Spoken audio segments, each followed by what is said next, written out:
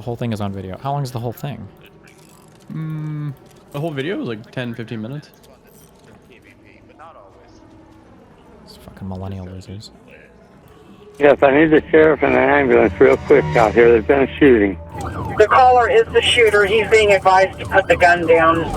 He said it was a scam. Somebody called and told him that his nephew was in jail. He was after blood money. It's the same play that they've been using on everybody. Yeah. It's always elderly people. Yeah. And then she showed up. Oh, yeah, he got bashed pretty good. She shows up here and takes $12,000 there. Okay, there. A man calls 911 to report that he's been the victim of a telephone scam that ended in a dangerous confrontation in front of his house. Now one person has been shot, and the threat may be ongoing. But it won't be long before a shocking revelation turns the entire case upside down. The following report is based on official police records, and some of the footage has never been seen before until now. In Clark County, Ohio, on the morning of March 25, 2024, dispatchers get a 911 call from an elderly man named Bill Brock, who says he's been forced to use extreme measures to defend his life. Yes, I need the sheriff and the ambulance real quick out here. There's been a shooting. A shooting? Who shot? Some black woman come to the house here. Who did she shoot? Well, I've been threatened all morning. Okay. Okay, where did the black woman go? She's laying here on the driveway. Did you shoot her? Yes, I did. Okay. She's laying in the driveway? Yes. Okay. Okay. She's bleeding some. And, Okay, where did you shoot her at? well, I shot her in the leg first time, and I shot her in the shoulder. Okay, so you shot her in the leg and the shoulder? Yes. Why did you do that? Because I was threatened that she was going to come and kill me. Much more will be said about the threats Bill was getting that morning, but for now the dispatcher is concerned about the immediate emergency. Is anybody else with her out there? No. Okay, so she's by herself? And I'm by myself, too. Okay. Is that her in the background? Yes. Okay. Even with the woman in clear need of urgent medical care, Bill says that the threat against his life may still be ongoing. There was a guy on the phone, and he was telling me he was going to kill me and the family and everybody else around.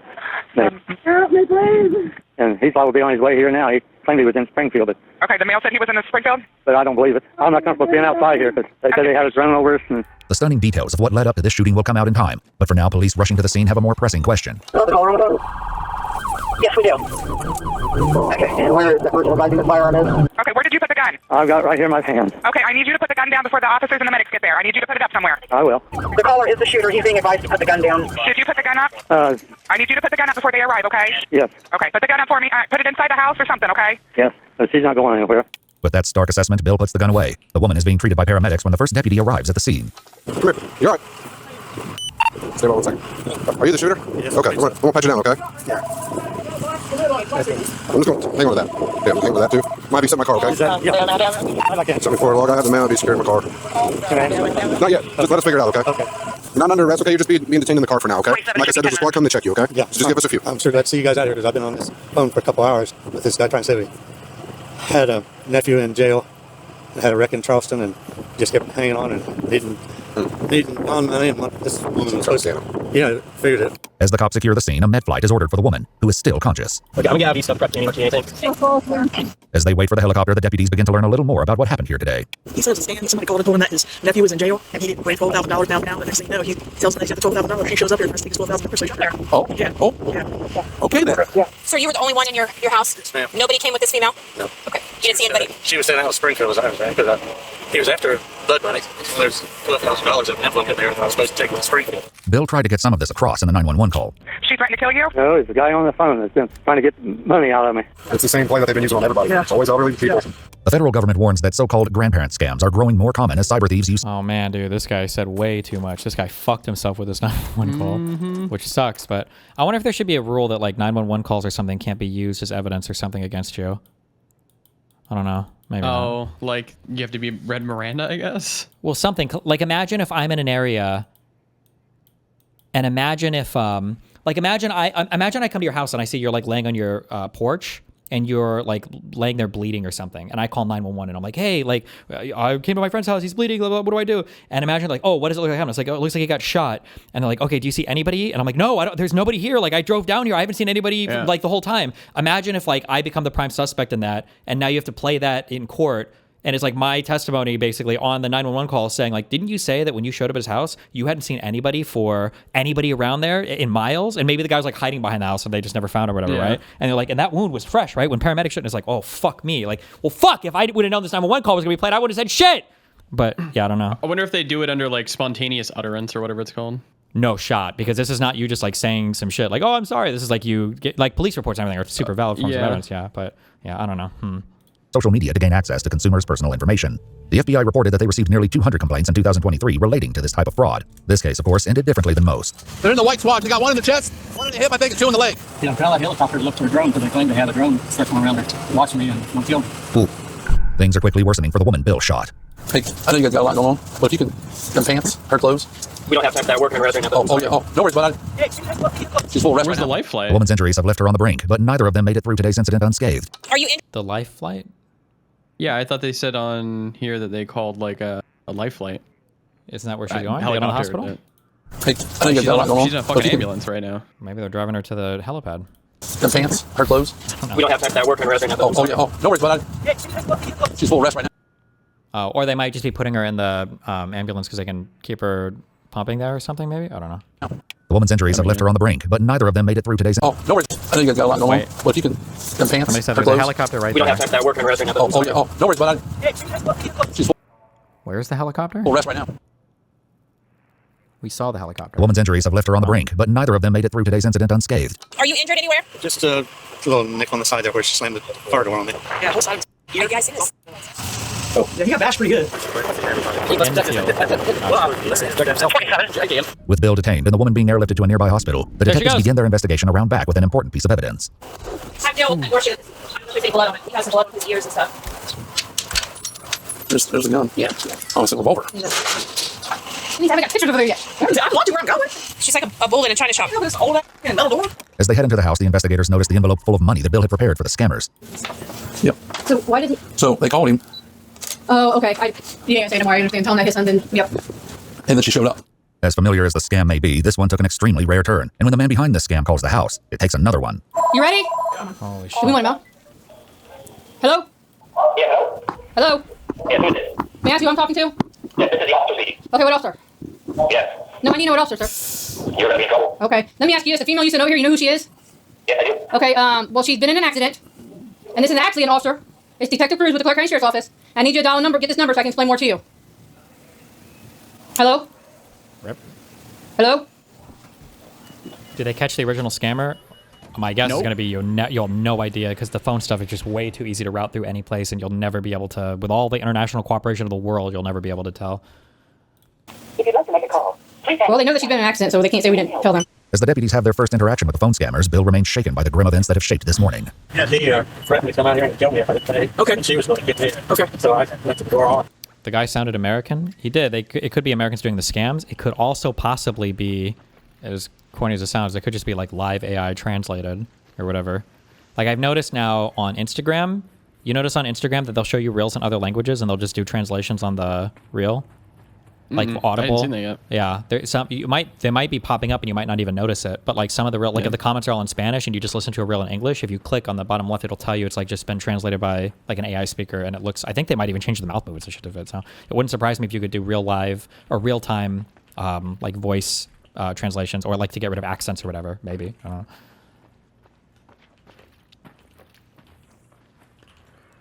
Okay. Expect a birthday arm. I got you. I feel it's not a bad bastard. I understand. I've been in a shootout before. I completely understand. Inside the house, the scammer calls once again. Hello? Yeah, I'm sorry, we got disconnected there. Okay. What were you saying? She was in an accident. This is Detective Cruz with the Clark County Sheriff's Office. She was taken to the hospital. I need you to call so we can get more information on her. Okay, what type of accident? It was a serious accident. We'll just say that. A serious accident? Yes. Is she okay? No, she's not doing well. Oh, no. Yeah. She just say she was taken to the hospital. What hospital is I'm she not going to tell you that until you meet me so I can make sure you're family or something like that. at? Okay, I'm going to be there. Why didn't the guy try to contact the cops or anything? I mean, I haven't seen the whole court case, but assuming the scam is working as intended, I imagine that there's a threat from the scammers that if you try to call police or whatever, if they're saying they'll kill your family or whatever dumb shit they're claiming would be the threat to make it so you don't make a call like that. Will you give me 20 minutes? Okay, thank you. Where is the gentleman that was there? Huh? The gentleman that was there. Where is he? He's talking to us, so I need you to come. Okay, thank you. I'll be there. 20 minutes, get ready. Let's see if he shows up. But now knowing the police are on the scene and Bill is talking to them, the man never arrives. Meanwhile, Bill gets stitches for his head wound. Yeah, I'm glad you got around to the threat and kill me. Yeah, and that too, because, the threats as well. So you have a female that probably has someone else out there that, you never know. Bill says the scam caller made many death threats, but today's events only bring about one actual death. 61-year-old Lolita Hall, the woman he shot this morning, dies in surgery at Kettering Hospital. Well, about the neighbors that were threatening to be raped and killed. According to Bill's friends, his fears lingered. He stayed with his girlfriend Becky for the following days, hiding his vehicles because he thought the scammers would find him and kill him. But even today, the cops believe they have the basic picture of what happened. He's already given consent, so he's complied with all law enforcement aspects. It sounds like the person that came to his house was in the wrong. He is the apparent victim of a possible robbery. He shot someone that attempted to rob him. But this investigation is about to take its most unexpected turn yet. Detectives soon realized that Lolita Hall was working for Uber on the morning that Bill was being targeted over the phone. And just as Bill had no idea who he was really talking to that day, Lolita too was unaware that the pickup and delivery order she accepted that morning was part of a sophisticated scam. At 10:52, she arrives at Bill's house. Lolita's dash cam shows her waiting in Bill's driveway, apparently uncertain about the next step. I don't know what door I'm supposed to go to. Bill had been on the phone with the scammers for nearly 2 hours at that point. They claimed to be a lawyer and a judge calling on behalf of Matt, his girlfriend Becky's grandson, who had supposedly been arrested after a negligent car accident. At one point, they even put someone posing as Matt himself on the phone. The ruse was good enough to fool Bill for a while, but as Lolita was out in the driveway trying to decide what to do, he was beginning to realize that something wasn't right. You sure don't look like anyone's here. I don't see anyone. Bill says that the plan was for him to deliver the $12,000 to a parking lot near the courthouse, where he would meet with a woman in a black Acura. But when he begins to catch on to the scam, the men on the phone drop the act and tell him that the woman has come to him. He looks out the window and sees a black Acura parked in the driveway. You can be like, hello, am home? There is no bell to ring. Ma'am, there's no bell to ring. I'm not walking up. Lolita, clearly uneasy about going to the door, remains in the driveway for nearly a half hour total. In the meantime, Bill says the scammers were getting increasingly hostile. They gave him a stark warning. If they didn't get a call from their woman confirming that the money had been handed over, they would kill him, his family, and those closest to him. Can you let them know I'm here? Is there any way you can let them know I'm here? It's not clear if Lolita is talking to anyone or merely rehearsing, but finally, just as the scammers are threatening Bill's life over the phone, Lolita decides she's done waiting. Okay. Lolita heads in the direction of Bill's back door. According to Bill, she walked into his covered sunroom area through the door facing the driveway, proceeded to open the storm door leading into his house, and said, "I'm here for the package." Bill says that was when he drew his pistol and asked for her phone. Less than 2 minutes after Lolita was seen walking toward the house, she is seen again, and this time, she's not alone. Stop. Stop. I'll call 911. Nope, you're not leaving. Hi. No, you're not. You're not leaving my home. Give me that phone. Stop. Give me that. Give me that. Help! Help! Help! Give me that phone. Help! I'll shoot the other way. Help! Help! Get out. Help! Yes. Yes, I know what you're after. You're after her. Help! Help! Help! Give me that phone. But even as Bill calls for help along with her, he will later say he still saw Lolita, and more specifically the phone she was carrying, as a dangerous threat to his survival. I'll put you in the head. Don't do that, please. Don't, sir. Who do you work for? Over. He's not up there. You can see it. You can see it. You can look, sir. Hey, look. Oh, stop it. Oh, I see you. Give me the phone. All right. Please, don't give me more. Please. You need an ambulance. Please, let's talk. Lolita can be heard begging Bill not to shoot her again for the next minute, but Bill is fixated on one thing. Hey, somebody help me. Give me your damn phone. No additional gunshots are heard, and soon Bill calls 911. There's been a shooting. A shooting? Who was shot? Some black woman come to the house here. Roughly 2 weeks after the shooting, Bill's lawyer told Clark County detectives that he would not be submitting to a formal interview. The next day, he was arrested and charged with murder. At trial, the prosecutors argued that a reasonable person would not shoot a defenseless woman multiple times to protect themselves from words of a scammer. The jury agreed, and in January 2026, William Brock was convicted of murder, 2 counts of felony murder, kidnapping, and felonious assault. At sentencing, Lolita's son Mario called his mother his best friend. She didn't get to grow old like William Brock, he said. Instead, she sits on my mantle in an urn. William Brock, 83, was sentenced to 15 years to life in prison, plus an additional and consecutive 6 years for firearm specifications. He has filed an appeal. In March 2025, the estate of Lolita Hall filed a wrongful death lawsuit against Bill and the unnamed scammers, none of whom have been identified or arrested to this day. The lawsuit is ongoing. Damn. You think the guy... Yeah. You think he deserved it? Yeah. I think you gotta go to jail there. Damn. You can't just shoot someone because they... Because they what? You can't just shoot someone because they won't give you the phone. I understand all of the other circumstances, but she wasn't actually posing a threat. Well, yeah, but I mean, he doesn't know that, right? That's the whole point of the scam. Like, in his mind, she's on the phone with the scammers, and if she tells the scammers that he's gone out to confront her, then I guess they're going to go after him and his family or some whatever bullshit they're trying to convince him of. I mean, but it's not for him to shoot her, right? He should just call the police, and if she goes away, then he calls the police. Hey, well, yeah, so and so are coming to like, kill me. Didn't they start the call off by saying that they used like a voice or whatever, or they got an impersonator of his son to say that his son was already in custody or something? Probably, yeah. So if you think your family is already being held hostage, and you think this lady has a phone where she's no. He's the money's for bail money. They don't think he's being held hostage. He thinks that they. Like, well, I think initially it's for bail jail. money, but then once he starts to not trust them, don't they switch the story to, you're just going to give us this money or we're going to kill your family? That's what it sounded like. The details, I guess, of the call would. It sounded like they're going to come kill you, but yeah. Yeah, I guess I'm curious if the. I'm curious if his impression at the time was that some family member is already being held hostage or not. I guess I'm also curious. He lived out in the rural lands. I wonder how far away he was from anything, such that maybe he thought that he's not that far. You don't think so? Well, no, I know that area actually. He's like. You know that area? Where is that? That's in Ohio. That's near where I grew up. Bullshit. Yeah, you grew up in the farms. Probably like 10 minutes from a city, not like Miami. 10-minute drive. Like, you know, I mean, from a 30,000, probably. Yeah. That's a decently rural place. Sure, I'm not saying it's not decently rural, but sometimes when you say rural, you could be talking about like, okay, we're an hour out. Sure, that would be mega rural, but sure, yeah. What are we talking about? Cats?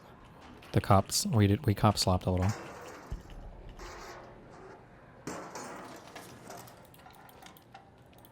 You think that there's wild cats? I don't know what. Hold on, Chad is being fucking retarded. 10-minute drive to get to a city is not suburban. There are not suburban places that are.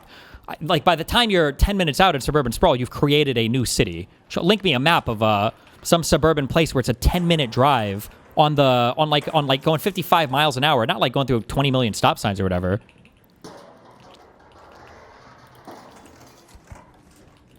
Jacksonville suburbs? Jacksonville is part of the city of Jacksonville. It's not rural. That's Jacksonville. It's a city. What are you talking about? What was this guy's name again? What was the video?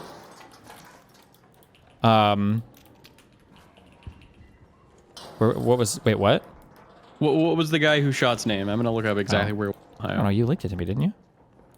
No, someone in chat linked that.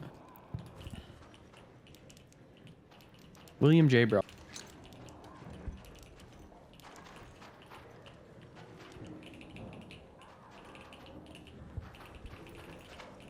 Technically, every place is a city, or do you only mean unincorporated townships? No, if you live at a place where you have to drive, like... I don't know, I'm trying to think of where... Fuck, I don't want to dox anybody. Like, there are places... I don't want to say out in the country, because it doesn't mean anything. Where, like, it might be... maybe, like, a 30-second drive to, like, the next house. And then you might be 10 minutes away from the closest, like, gas station, like, by long road. But not like 10 minutes, like, oh, I've got to go through stop signs and blah, blah, blah. But, like, you gotta drive out your driveway, and you're on some gravel, unpaid bullshit, and then you have to drive 10 minutes just to even get to, like, a small town area of, like, a population 2,000 center to even, like, fill up in gas or whatever. These are, like... So, he's 20 minutes from Springfield, which is a city of... Springfield population. Yeah, Springfield sounds like a big city, but if you have to drive 20 minutes just to get anywhere, that seems like if he were to call 911, if he were to call 911, is this like a 10-minute plus drive for the cops to get there, or 10, 15, 20 minutes for the cops to get there? Like, for sure. Yeah, that's what I'm thinking of in terms of like, why can't he just call the cops if he feels like? But I don't know if he felt like his family was being held hostage or not. I don't know what the order, because the presenter for this video was just kind of talking through it. Yeah, the nearest like hospital, like actual fucking hospital for this lady is like a 30 to 45 minute. Yeah. For you guys are so fucking retarded. Hold on, I'm not gonna get triggered by a bunch of city slickers. They have cops for outside of cities. Kind of, yeah. But like one of the largest complaints for people that live in like out in the boonies is emergency services take a while to get there. Like that's an issue, right? Not even just hospitals, but like calling the cops, calling firefighters, anything like that. Like emergency service availability for rural areas is like harder than city areas. Like it's a thing. It's a deal. My wife was near passing out in the bathroom from fucking blood loss from a miscarriage like a month ago or whatever. And I called a fucking paramedic. I called 911 in Toronto. It took them almost an hour to get. Like this guy it would have taken cops a while to get there. Okay, well that's it's not Canada. an instant thing. Okay, that's a Canada. Yeah, thing. that's some Canada shit. That's some Canada shit.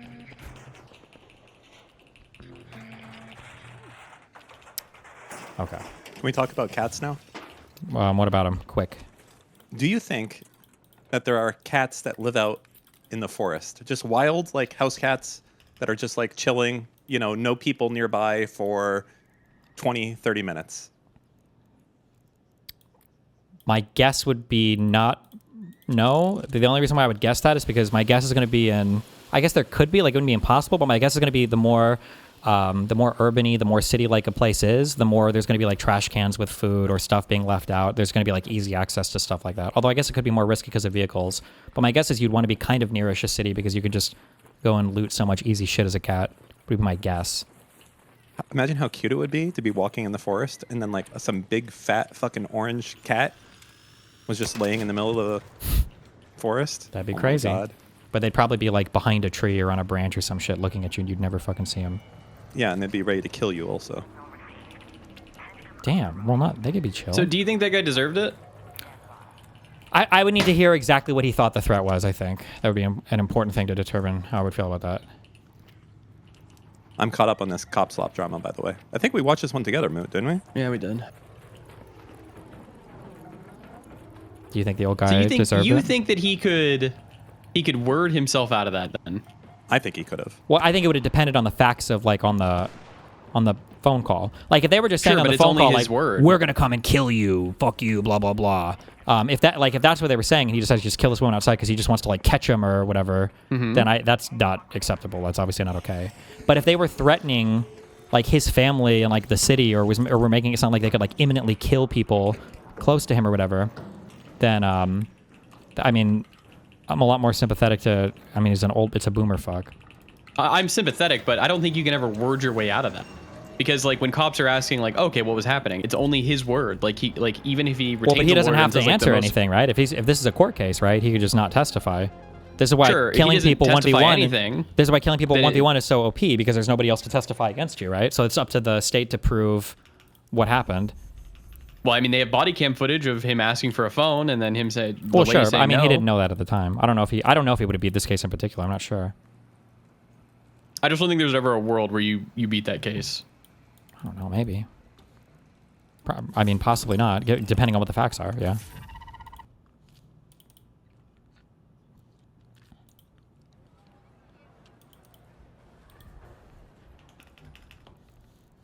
Or depending on the state. True. Intelligence and unauthorized leak.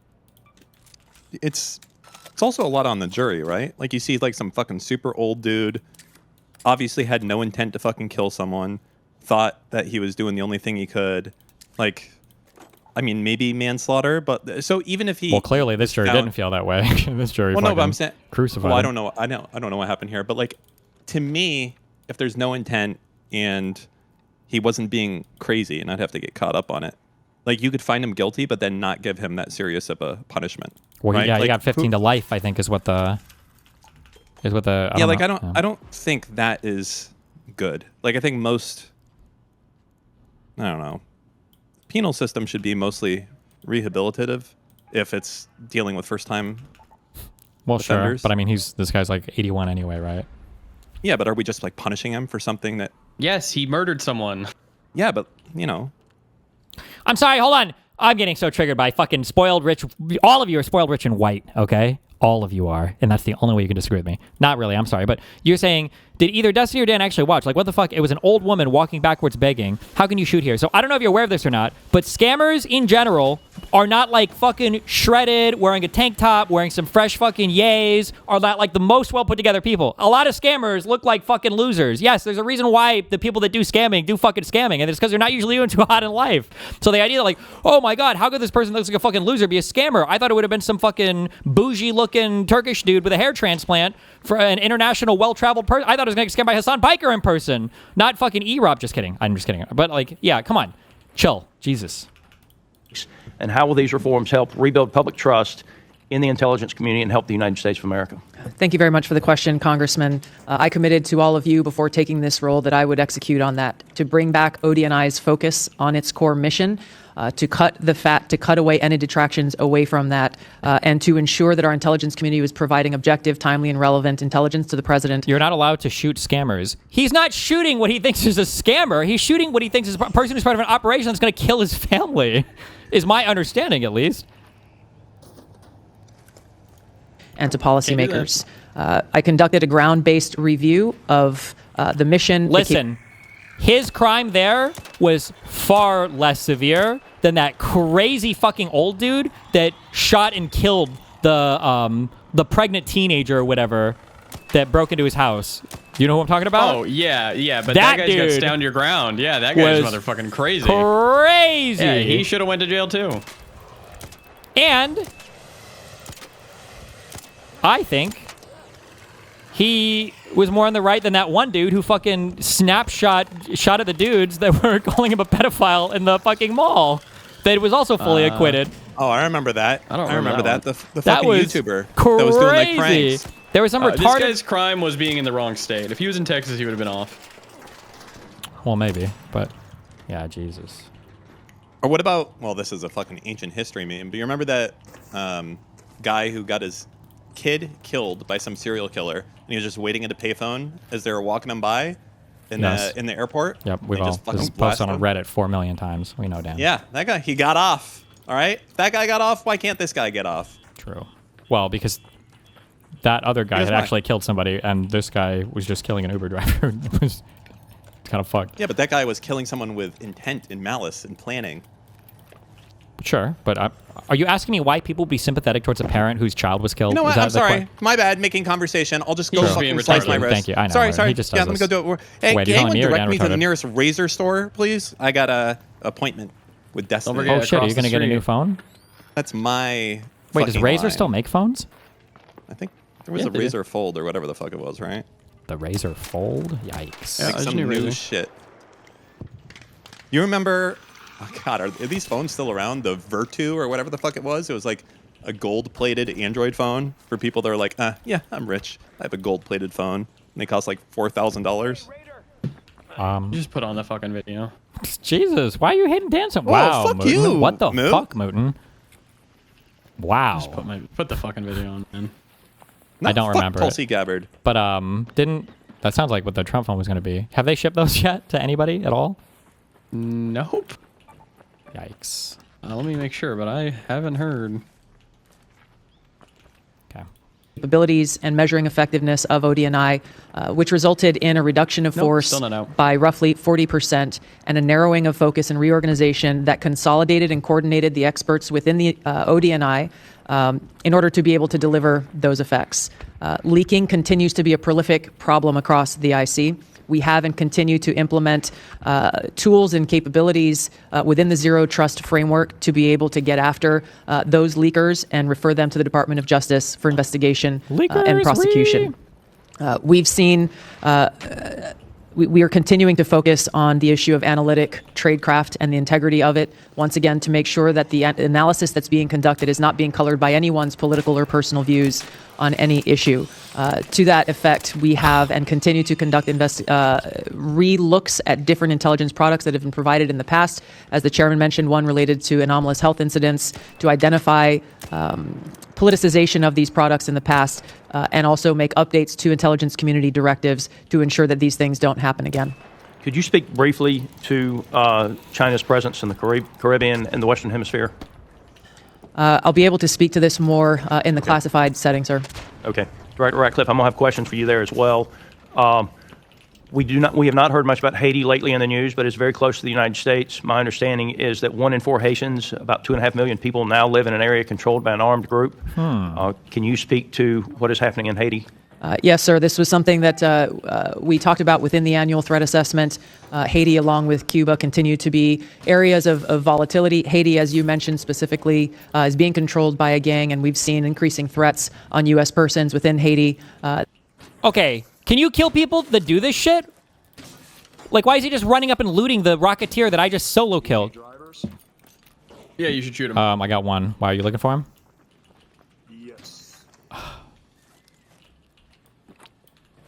Come on, give him the loot, cuck. There you go. Good luck. What? Should be at least another one. Maybe it's on top of the. Nah, sometimes it's sometimes it's only one. Did I get another one? Give him the other one, man. This guy is a hook shot, and he's fucking. You need to kill him. Good luck. I just. You're. Actual arc cuck. Just give him all your gear, man. I mean, fuck it. God damn it. The audacity. these two countries continue to create challenges where, with increased instability, may be one of those drivers of increased migration flows to the U.S. Thank you all for your service. Gentleman's time's expired. Now recognize Mr. Gottheimer. Thank you very much, Mr. Chairman. If I can start by talking about something I was disappointed in from the administration about comments made by members of the administration that Israel drew the United States into conflict with Iran, seeming to buy conspiracy theories that scapegoat Israel, while dismissing that Iran poses a persistent threat to America and our service members and diplomats in the region. Well, the president then clarified this is not the case and that America entered into a joint operations with our ally under our own accord. Many still seem confused about what precipitated this conflict and the threat Iran posed to us directly. So if I could ask Director Radcliffe just a couple questions, yes or no, if that's okay with you. Is the Iranian regime committed to America's destruction, in your opinion? Yes. Does the Iranian regime have American blood on their hands since its founding in 1979? Yes. Has Iran plotted assassination attempts against Americans on American soil? Yes. Was Iran developing a nuclear weapon prior to our military action last June? And did Iran remain committed to developing a nuclear weapon in the lead up to this conflict? Yeah, so I want to clarify on that because there's been much talk about a fatwa against the development of a nuclear weapon. Can you come back to that 1 second? Let me finish yeah, this. You That's bet. okay. If left unchecked, do you think Iran would have the ability to develop missiles capable of reaching the United States? Yes. Did Israel force the U.S.'s hand and make us take action, as some have claimed? No. Director Gabbard, do you agree with the CIA director's assessment on that last question in Yes. particular? Great. Do you want to go back to that point you want to make? Yeah, much has been made by some about a fatwa against the development of nuclear weapons. Notwithstanding the fatwa, what we know, Which is and what the Tulsi intelligence Gabbard community is said. in agreement on this, is that Iran possesses at least 440 kilograms of uranium enriched to weapons grade 60%, which doesn't have a civilian use. The only use for that would be the development of nuclear weapons. Thank you, Director. Director Gabbard, I want to raise serious concerns about your recent hiring of Dan Caldwell, a strict critic of U.S. foreign policy in the Middle East, who's argued that U.S. forces in the Middle East are, quote, more of a burden than a benefit, has claimed that Iran's nuclear program does not pose a risk to America, despite the IC's assessment to the contrary. Dan has also said that our relationship with Israel has no benefit to American national security. This follows the resignation of Joe Kent this week, a senior ally of yours who is a conspiracy theorizing white supremacist with a tattoo, Panzer referring to Nazi tanks. He has made known his backwards opinions of Israel in his resignation letter, scapegoating them for U.S. intervention in Iran and Iraq. Director, what role do you anticipate Mr. Caldwell playing in shaping intelligence assessments or internal discussions related to Iran and Israel? And can you guarantee to this committee that no individuals in your leadership are undermining the objectivity of intelligence at this critical moment? Sir, my understanding is one of my elements sought to hire Dan Caldwell months ago for a purely administrative role that would not have any position over the intelligence analysis or assessments on any topic. Thank you. Director, as you know, the Iranian regime has been responsible for the deaths, as we talked about, of scores of Americans since coming to power in '79. Iran and its terror proxies must be crushed. I've been clear on that point in the last weeks and throughout my time in Congress. I supported the decisive action taken on February 28th to remove key regime leaders and degrade Iran's ballistic missile and naval capabilities. However, I think it's really important the administration make its goals clear to Congress and to the American people. Director, were you in a meeting to discuss a possible strike on Iran? Congressman, there were several meetings that were held in advance. I'm sure I was in at least some of them. Did the intelligence community brief the president on the potential impacts a conflict could have on global supply chains and on oil and gas prices prior to the outbreak of hostilities?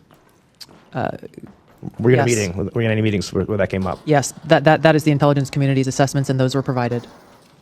Director, did the IC, Director Radcliffe, if I can ask this to you, did the IC brief the president on who would succeed the supreme leader if he was killed and the likelihood that a replacement would be a hardliner? Was the president, say it again, was the president... Did the IC brief the president on who would succeed the supreme leader if he was killed and the likelihood that a replacement would be a hardliner or could be a hardliner? So, to be clear, the president's objectives with respect to Operation Epic Fury did not include regime change. That may be different from what Israel's objectives were, but yes, the president was briefed in the event that Supreme Leader... That's great. Thank you so much. I'm sorry to cut you off. I just have 20 seconds. Director Patel, does Iran pose a threat to the homeland, and what specific steps are you taking to detect, prevent, and disrupt terrorist plots targeting Americans at home? Iran, as the world's largest state sponsor of terror, does pose a continuing threat to the homeland. And just last year, our Iran Threat Mission Center, housed in the FBI, our fusion cell, saw a 43% increase in Iranian spy actors willing to steal our information and attack our citizens. So that's just one example, sir. Wow. Thank you. I yield. Dr. Jackson. Good morning. First off, I want to say thank you all for your time today, and thank you for our service to our country. Much appreciated. I thank the chairman for his opening remarks on anomalous health incidents, AHI.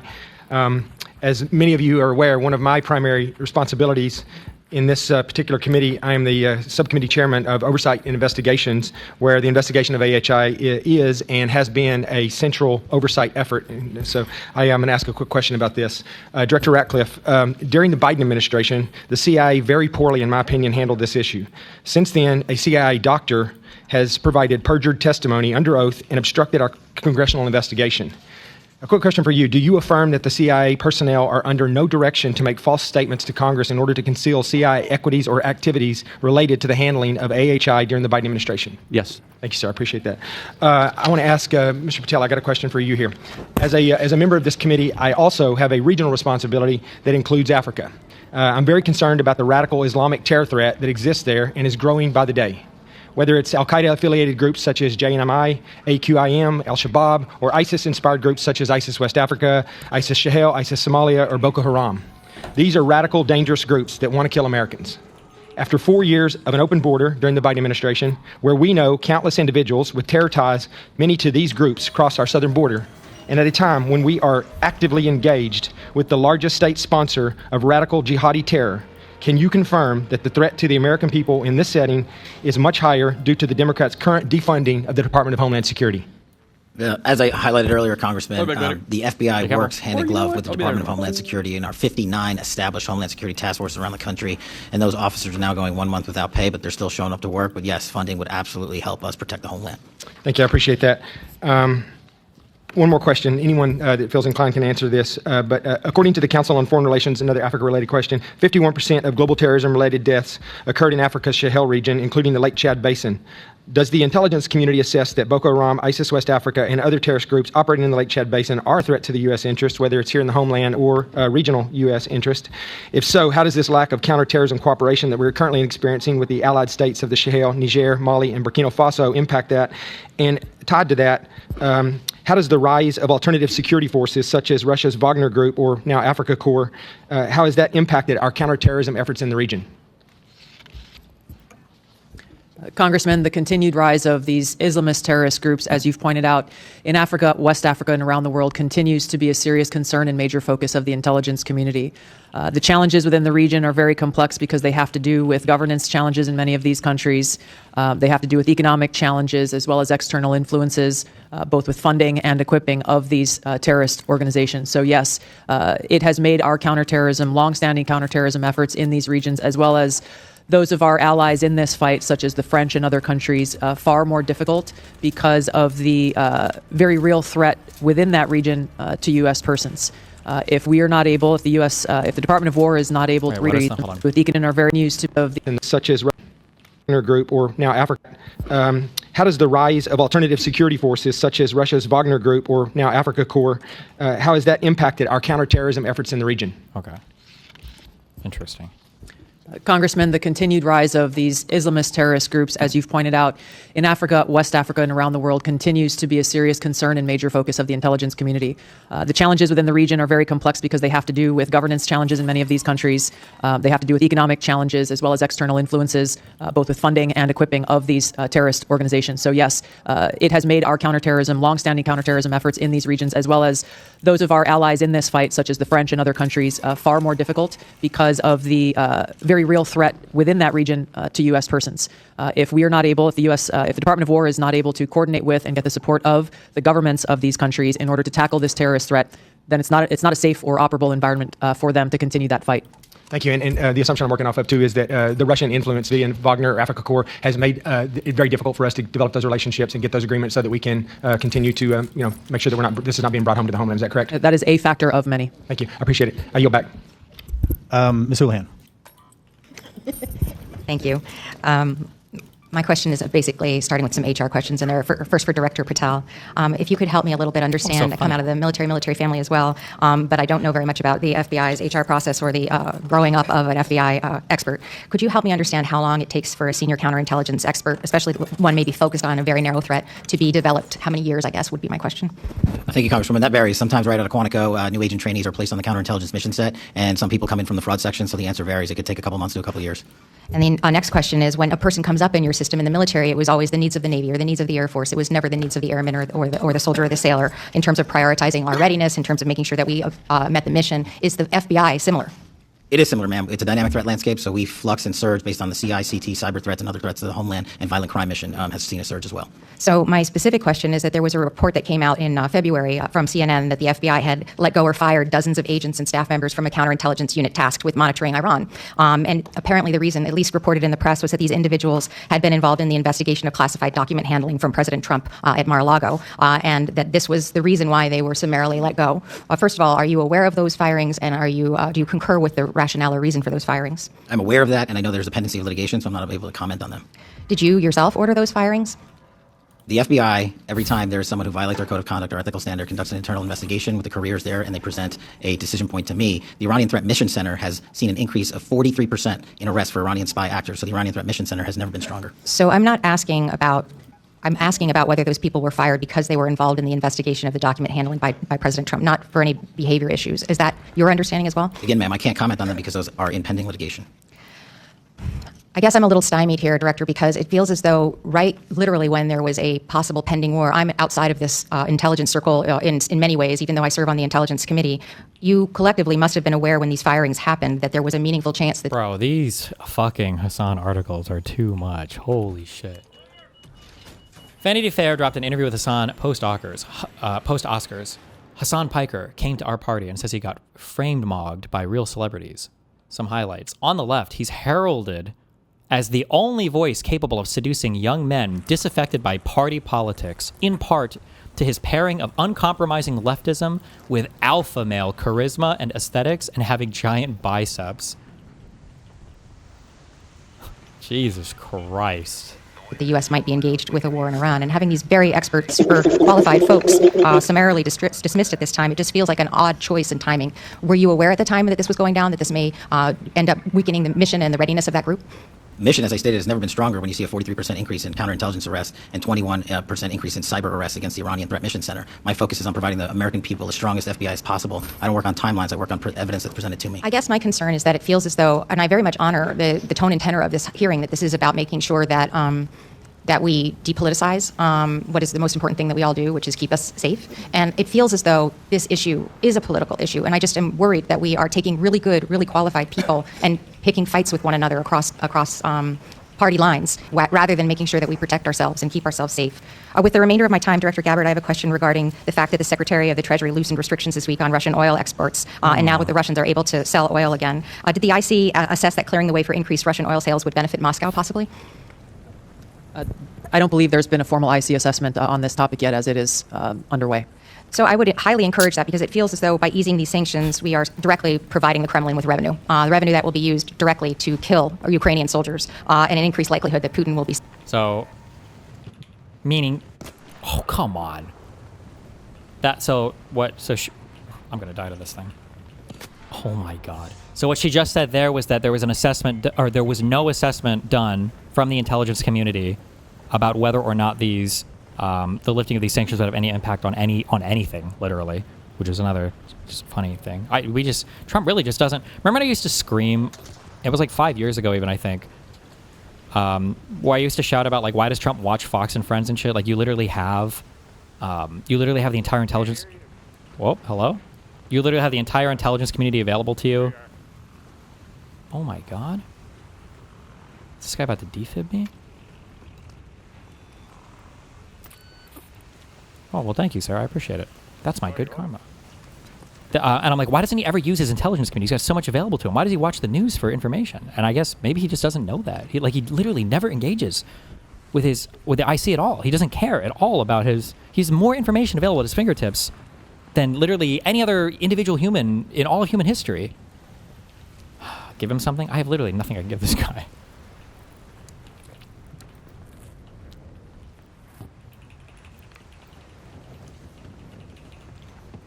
Successful in his war with Ukraine. I thank you for your time, and I yield. Ms. Wagner.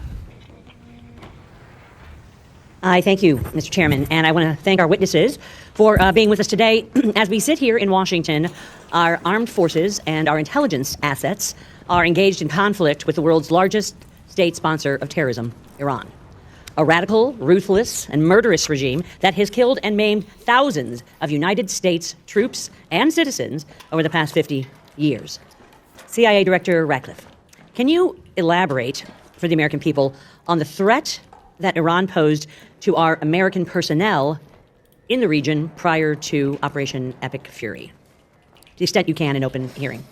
Sure, Congresswoman, happy to address that. I think it's well documented, and as you've encapsulated, Iran has been a constant threat for the last 47 years. Hundreds, if not thousands, of Americans killed, certainly thousands of Americans maimed as a result of activities of Iran and its IRGC over the years.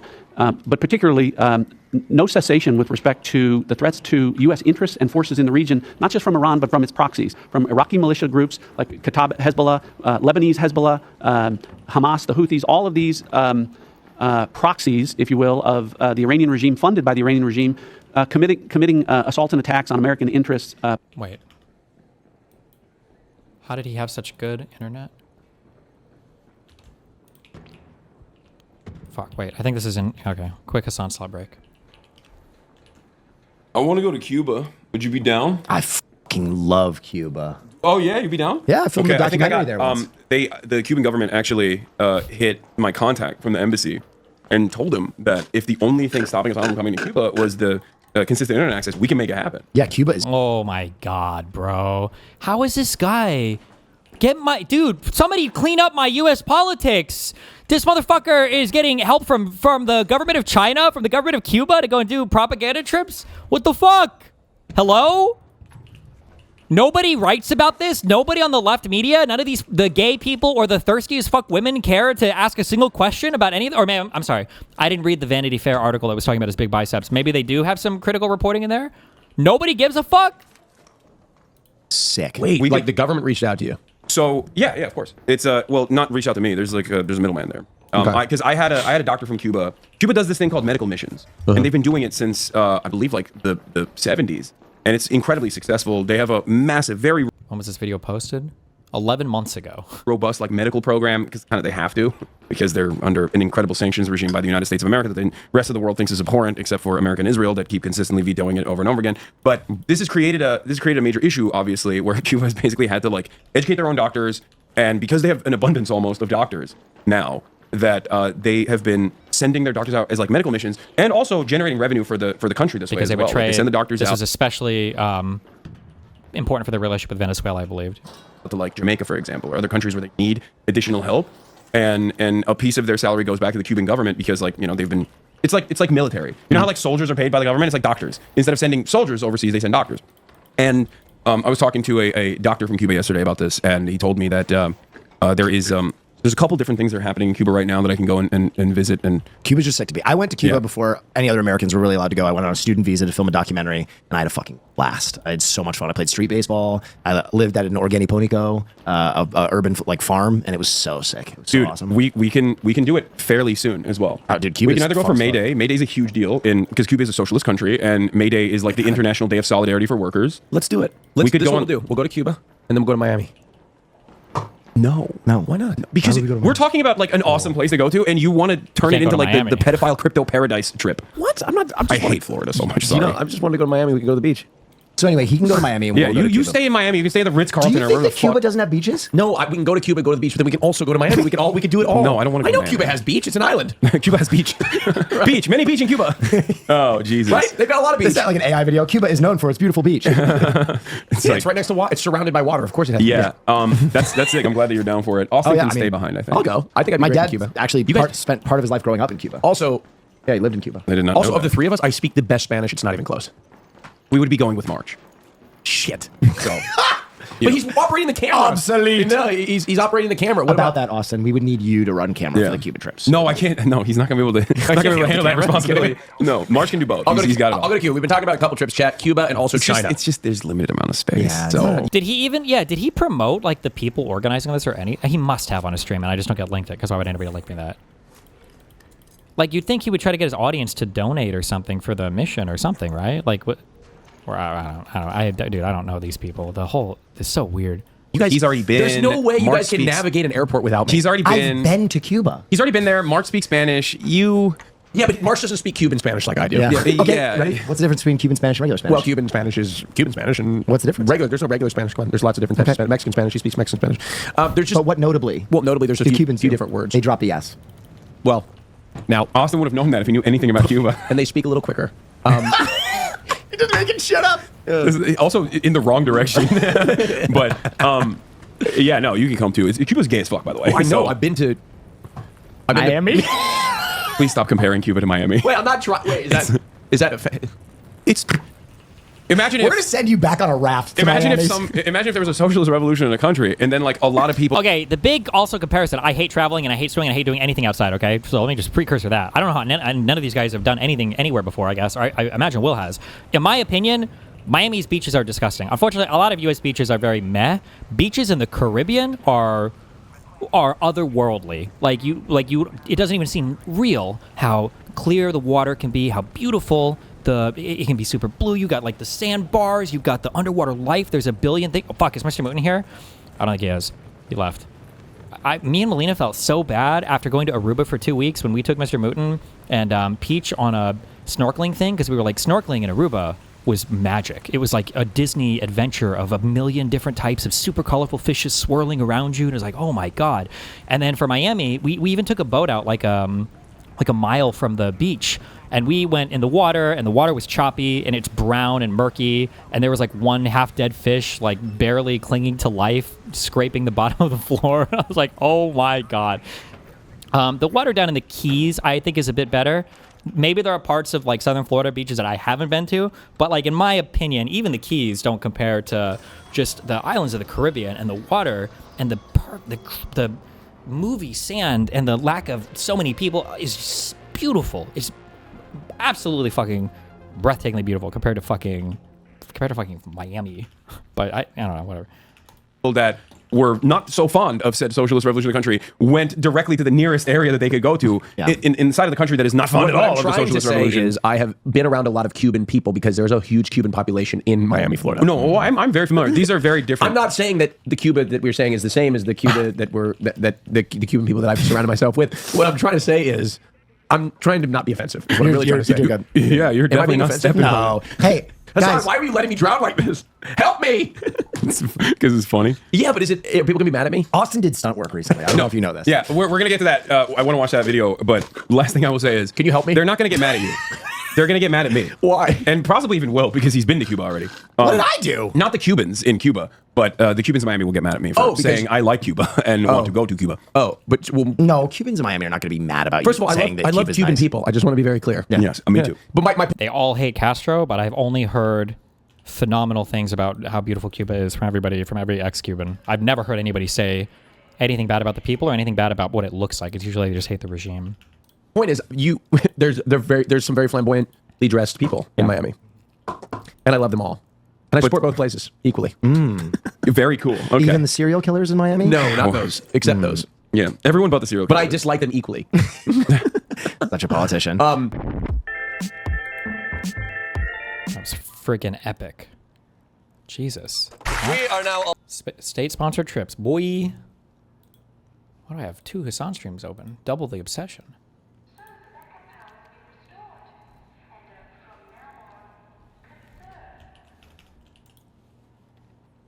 Commercial break in progress. Hold on. Let's see what he's up to. Our good friend.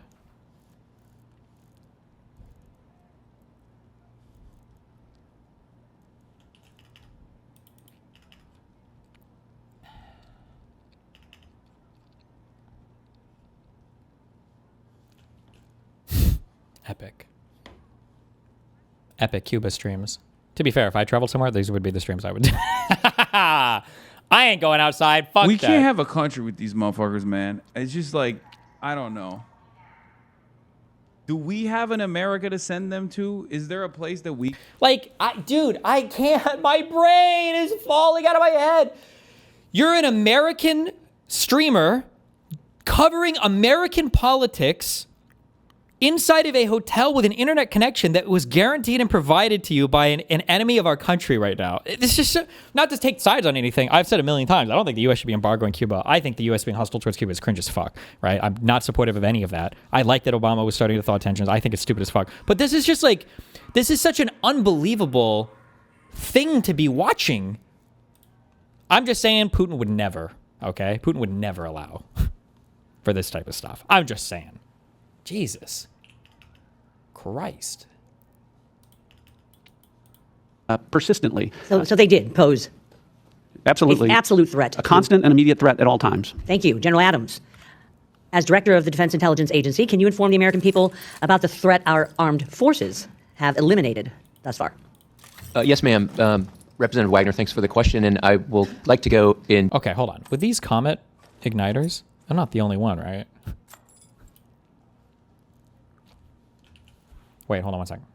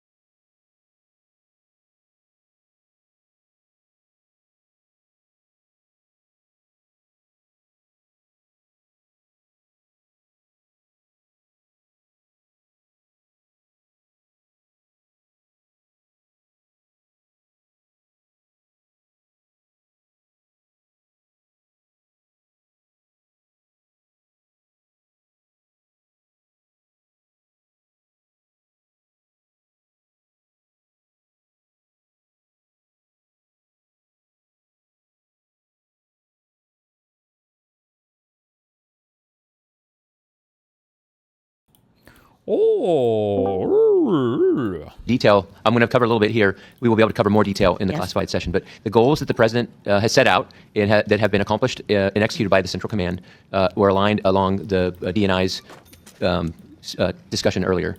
One, eliminate their ability to power project. And that was inclusive of ballistic missiles, but it also includes their UASs. And so we have been very effective. We can talk about specific numbers in the closed session. Okay. Their ability to reproduce both missiles and UASs we've been very effective. And you can tell from the news, in fact, the chairman talked about it this morning, we have sunk their Navy. And so those specific objectives have been very well accomplished, and we'll go into great detail in the closed. General Hartman, as acting director of the National Security Agency, can you explain how weakening the Iranian regime is impacting the availability of resources to our adversaries like China? One second. Mike, please. Hey, thanks for the question. Obviously not able to go into any classified discussion here, but certainly weakening the regime and weakening the collaboration between Iran, China, Russia, other adversaries has a global effect of making the world safer. Yes, thank you very much. Thank you for all your insights, and thank you for keeping our troops and our American people safe. As you know, I chair the first ever subcommittee on open source intelligence. Over the past year, our subcommittee has been working tirelessly to ensure the intelligence community is leveraging the vast amount of commercially available information to the highest degree of efficiency and cost effectiveness. Director Ratcliffe, as the CIA is the functional manager of open source intelligence, does the CIA know which data has been acquired across all agencies within the IC?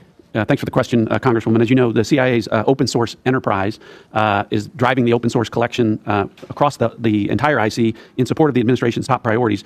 Two of those priorities I've already talked about: counter narcotics and threats from adversaries, use of emerging technologies. Those collections, as a result of our open source, are up 70% and 40 or 45% collectively. the CIA does lead the IC in pioneering new uses of AI to extract insights from the vast amounts of open source data that are there that we then share with analysts, warfighters, everyone across the IC. I thank you. My time has expired. I have a lot more questions dealing with open source that we will do in closed session. So I thank you. I yield back, Mr. Chairman. Before I recognize Mr. Gomez, I want to make sure that all members have had an opportunity to vote because they are prepared to close that vote on the floor. If you haven't, please go do so at this time. Looks like we're good. All right, Mr. Gomez. Thank you, Mr. Chairman. I just want to get right into it. Director Gabbard, last year you testified that Iran was not building a nuclear weapon. Do you stand by that statement? Yes or no? Context matters with that yes statement. or no? Iran had all of the materials and capabilities to do so. Mr. Chairman, I reclaim my time. It's an easy answer. You either stand by what you said last year or not. It is a serious question that requires the totality Director of the Gabbard, I reclaim my information time. I reclaim my time. Did you, when President Trump was asked about your testimony, he said you were wrong. Were you lying or not? I stand by the intelligence Great. community's With that, complete assessment. Director Ratcliffe, when it came to the director's testimony, she said that Iran was not building a nuclear weapon last spring in Congress, and so the Supreme Leader has not authorized the nuclear weapons program. Do you agree with what she said or not? Yes or no? The director's right here. She can speak for herself. Oh, so I thought this was an intelligence community briefing. Let's move on. Trump also said he didn't care what you thought or said. Should he care about what you have to say when it comes to intelligence? I continue to provide the president with the intelligence community's assessments on all matters. So let me just kind of get this straight. The department, you said that Iran was not building a nuclear weapon last year. President Trump said he didn't care what you thought, and you were wrong. They engaged in Operation Midnight Hammer. He then says it was obliterated. We hear later reports that, in open source reporting, that it was only set back by a few months. Then at the beginning of this war, he said that they were weeks away. I just want to kind of get a sense. Were they weeks away of achieving a nuclear weapon? Yes or no? Congressman, this is a serious matter, and you've made some very serious mischaracterizations. It said my sandwich was dropped off. They took a picture of it. I can see the apartment number is mine, but my sandwich is not out there. Do you think you just took a picture of it and then took it and ate it?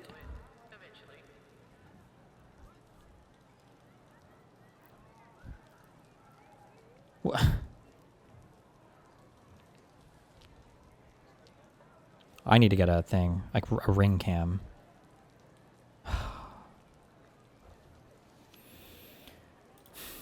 XQC took your take.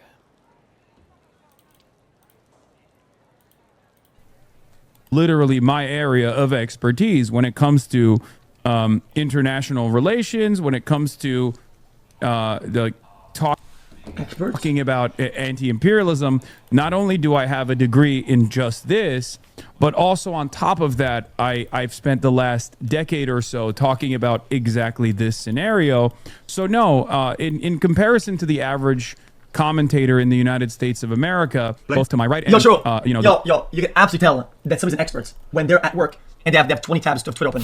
And clearly they're on the job while researching it. Very important fucking information. liberal content creators as Guys, this is like Einstein having books behind him. It's Hassan with Twitter tabs. I'm watching a genius at work, dude. That's impressive well, shit. I do have the specific knowledge to communicate. So why didn't he have any journalism piece and analysis on the shot caller?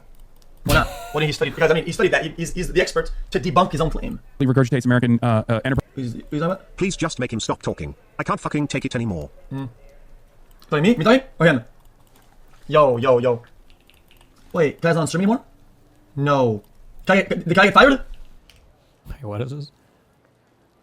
Reinforcing his long-running theme that America carries too much of the burden within NATO. And then 3, there is a domestic aspect to it as well. He wants voters here in the United States to hear the message that America is doing too much. Why should we be defending them?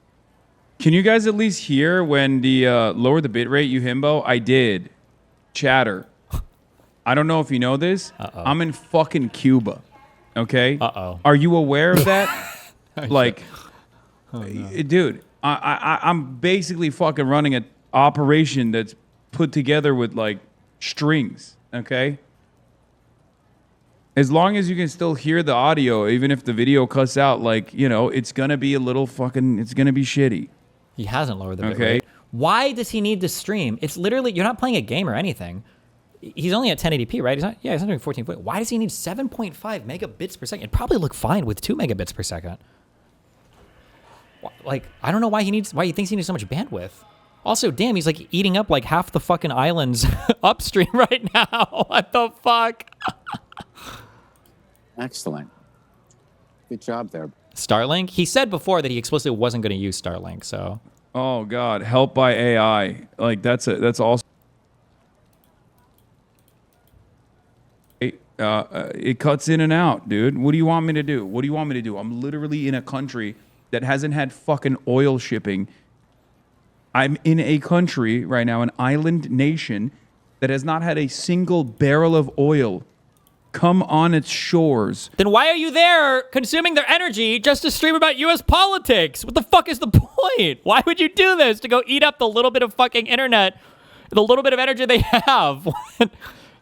For the past 3 months, and you guys are like, meh. Yeah, everything falls apart at times, okay? You live in the United States of America in the lap of luxury, and your internet cuts out. Like, what the fuck what are you talking about? Not even a comparison. As you say. Okay. Yes or no? Were they weeks away? Yes or no? Disservice to you and the American people to answer this question with a mere yes or no. Reclaiming my time. Were they weeks away or not? The American people need to know if this was an imminent threat or not. If they're weeks away or not. If they're months away or not. None of this dodging. Were they an imminent threat? Yesterday you said that only the president, the only person who can determine what is an imminent threat is the president of the United States. Do you stand by that statement? Yes, I do. Director Ratcliffe, do you agree with that assessment? That the president is the only person that can determine if something is an imminent threat or not?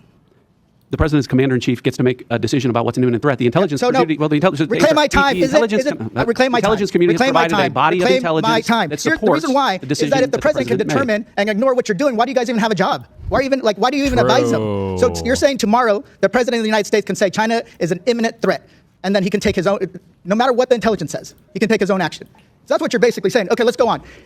Director Gabbard, you said that North Korea has intercontinental ballistic missiles that can reach the homeland. Yet, the Defense Department said that Iran was at least 10 years away from achieving an intercontinental ballistic missile that can reach the homeland. Which one is a more serious threat, North Korea or Iran?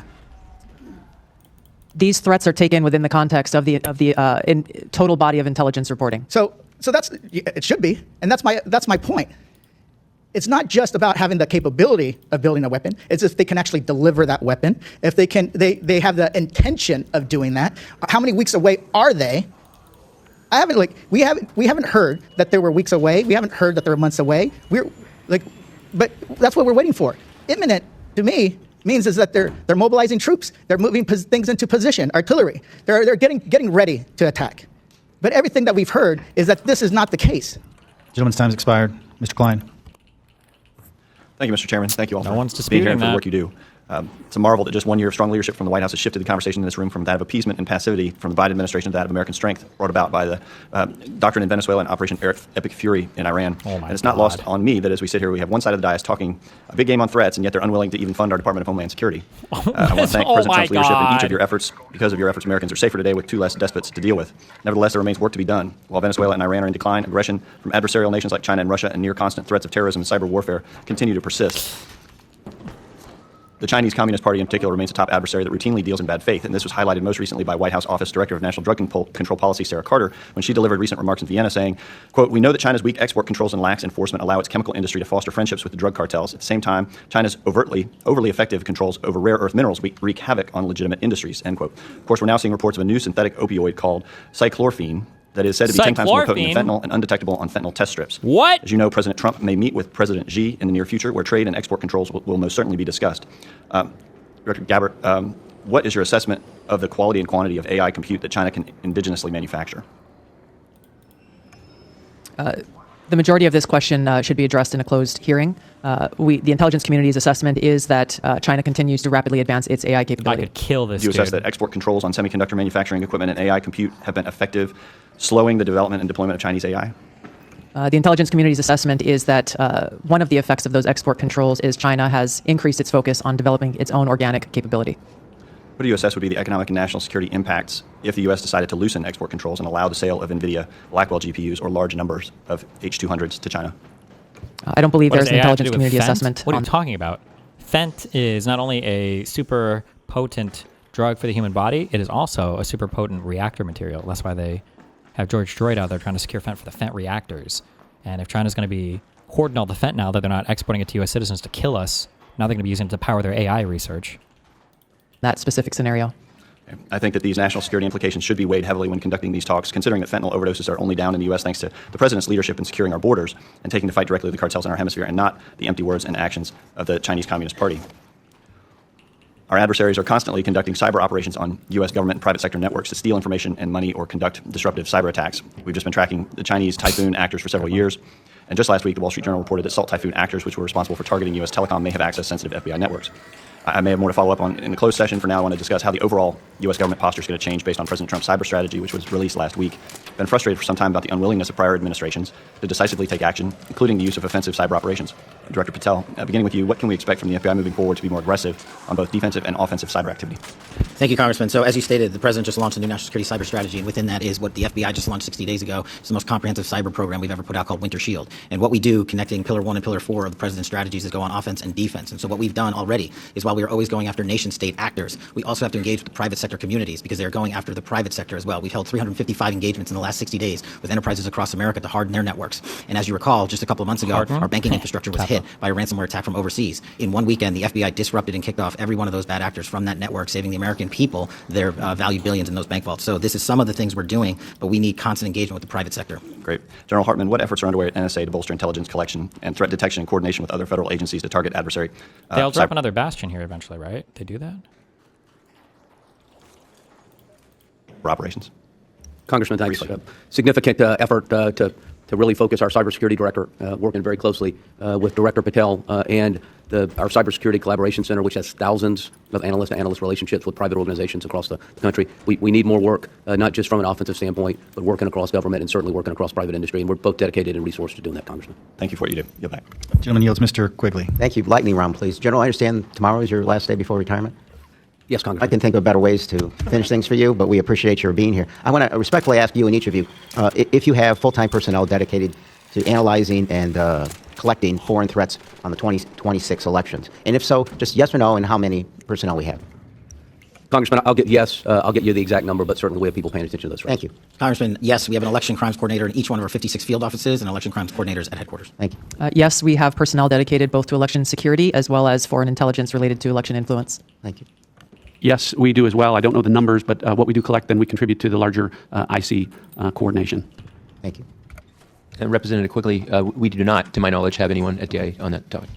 A question again for all of you. Well, first, Director Gabbard, you've seen the reports about whether or not Russia has helped Iran in targeting in the current war in Iran. Can you confirm that, or is that something we're going to save for a closed session? We'll save that for the closed session, sir. But within that context, on CNBC, Steve Witkoff said on a recent call with President Trump, Russian leaders denied they were sharing this target information, shock, surprise, all that they would do that about U.S. military assets with the Iranians. Mr. Witkoff said, so you know, quote, we can take them at their word. Let's hope they're not doing this. Just from your own sense, and for many of you who have been fighting in the Cold War for a long time, a long lost sense of a Reagan doctrine, just General, it is your sense that you can take Putin at his word on anything involving military, diplomatic, or intel assessment. Hey, Congressman, from an intelligence standpoint, we don't take anyone at their word. From a foreign standpoint, we execute intelligence operations to provide that information to decision makers. I appreciate that. Mr. Patel. Thank you. I appreciate it. I agree with the general. Yes, I agree. We don't take anyone at their word. And from an intelligence standpoint, we don't rely on single sources of intelligence and always look for multiple sources to confirm. Wow. Director. Yeah, Congressman, I actually answered this question yesterday. I don't take Putin, Xi, Kim Jong-un, Supreme Leader, any foreign adversary leader at their word. Rely on our intelligence to reflect what those adversaries are actually doing. General. We absolutely do not take any of those enemies at their word. Can I get a hallelujah? No. Yeah, I understand that you have... Oh, he thought they would actually hallelujah. Cringe. Anybody else cringing? Oh. Put you doing, General. We absolutely do not take any of those enemies at their word. Can I get a hallelujah? Ms. Gabbard, I understand that you have to put your own personal views aside in your position.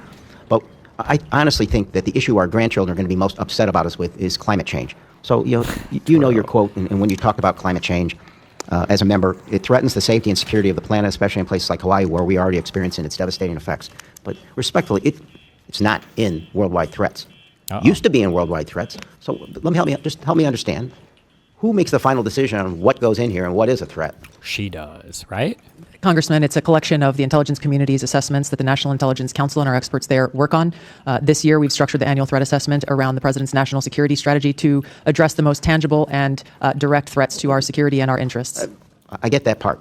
Did you make the case that maybe climate change should be considered a worldwide threat when this collective process? Did you make the case with what you said not that long ago? Yeah, once again, we focused on the most tangible and direct threats, given the complexity of those threats that exist here and on the homeland and around the world. So that's stating that climate change isn't in any way a tangible threat now or in the future. It's basically saying we think so little of it as a threat, we don't even mention it.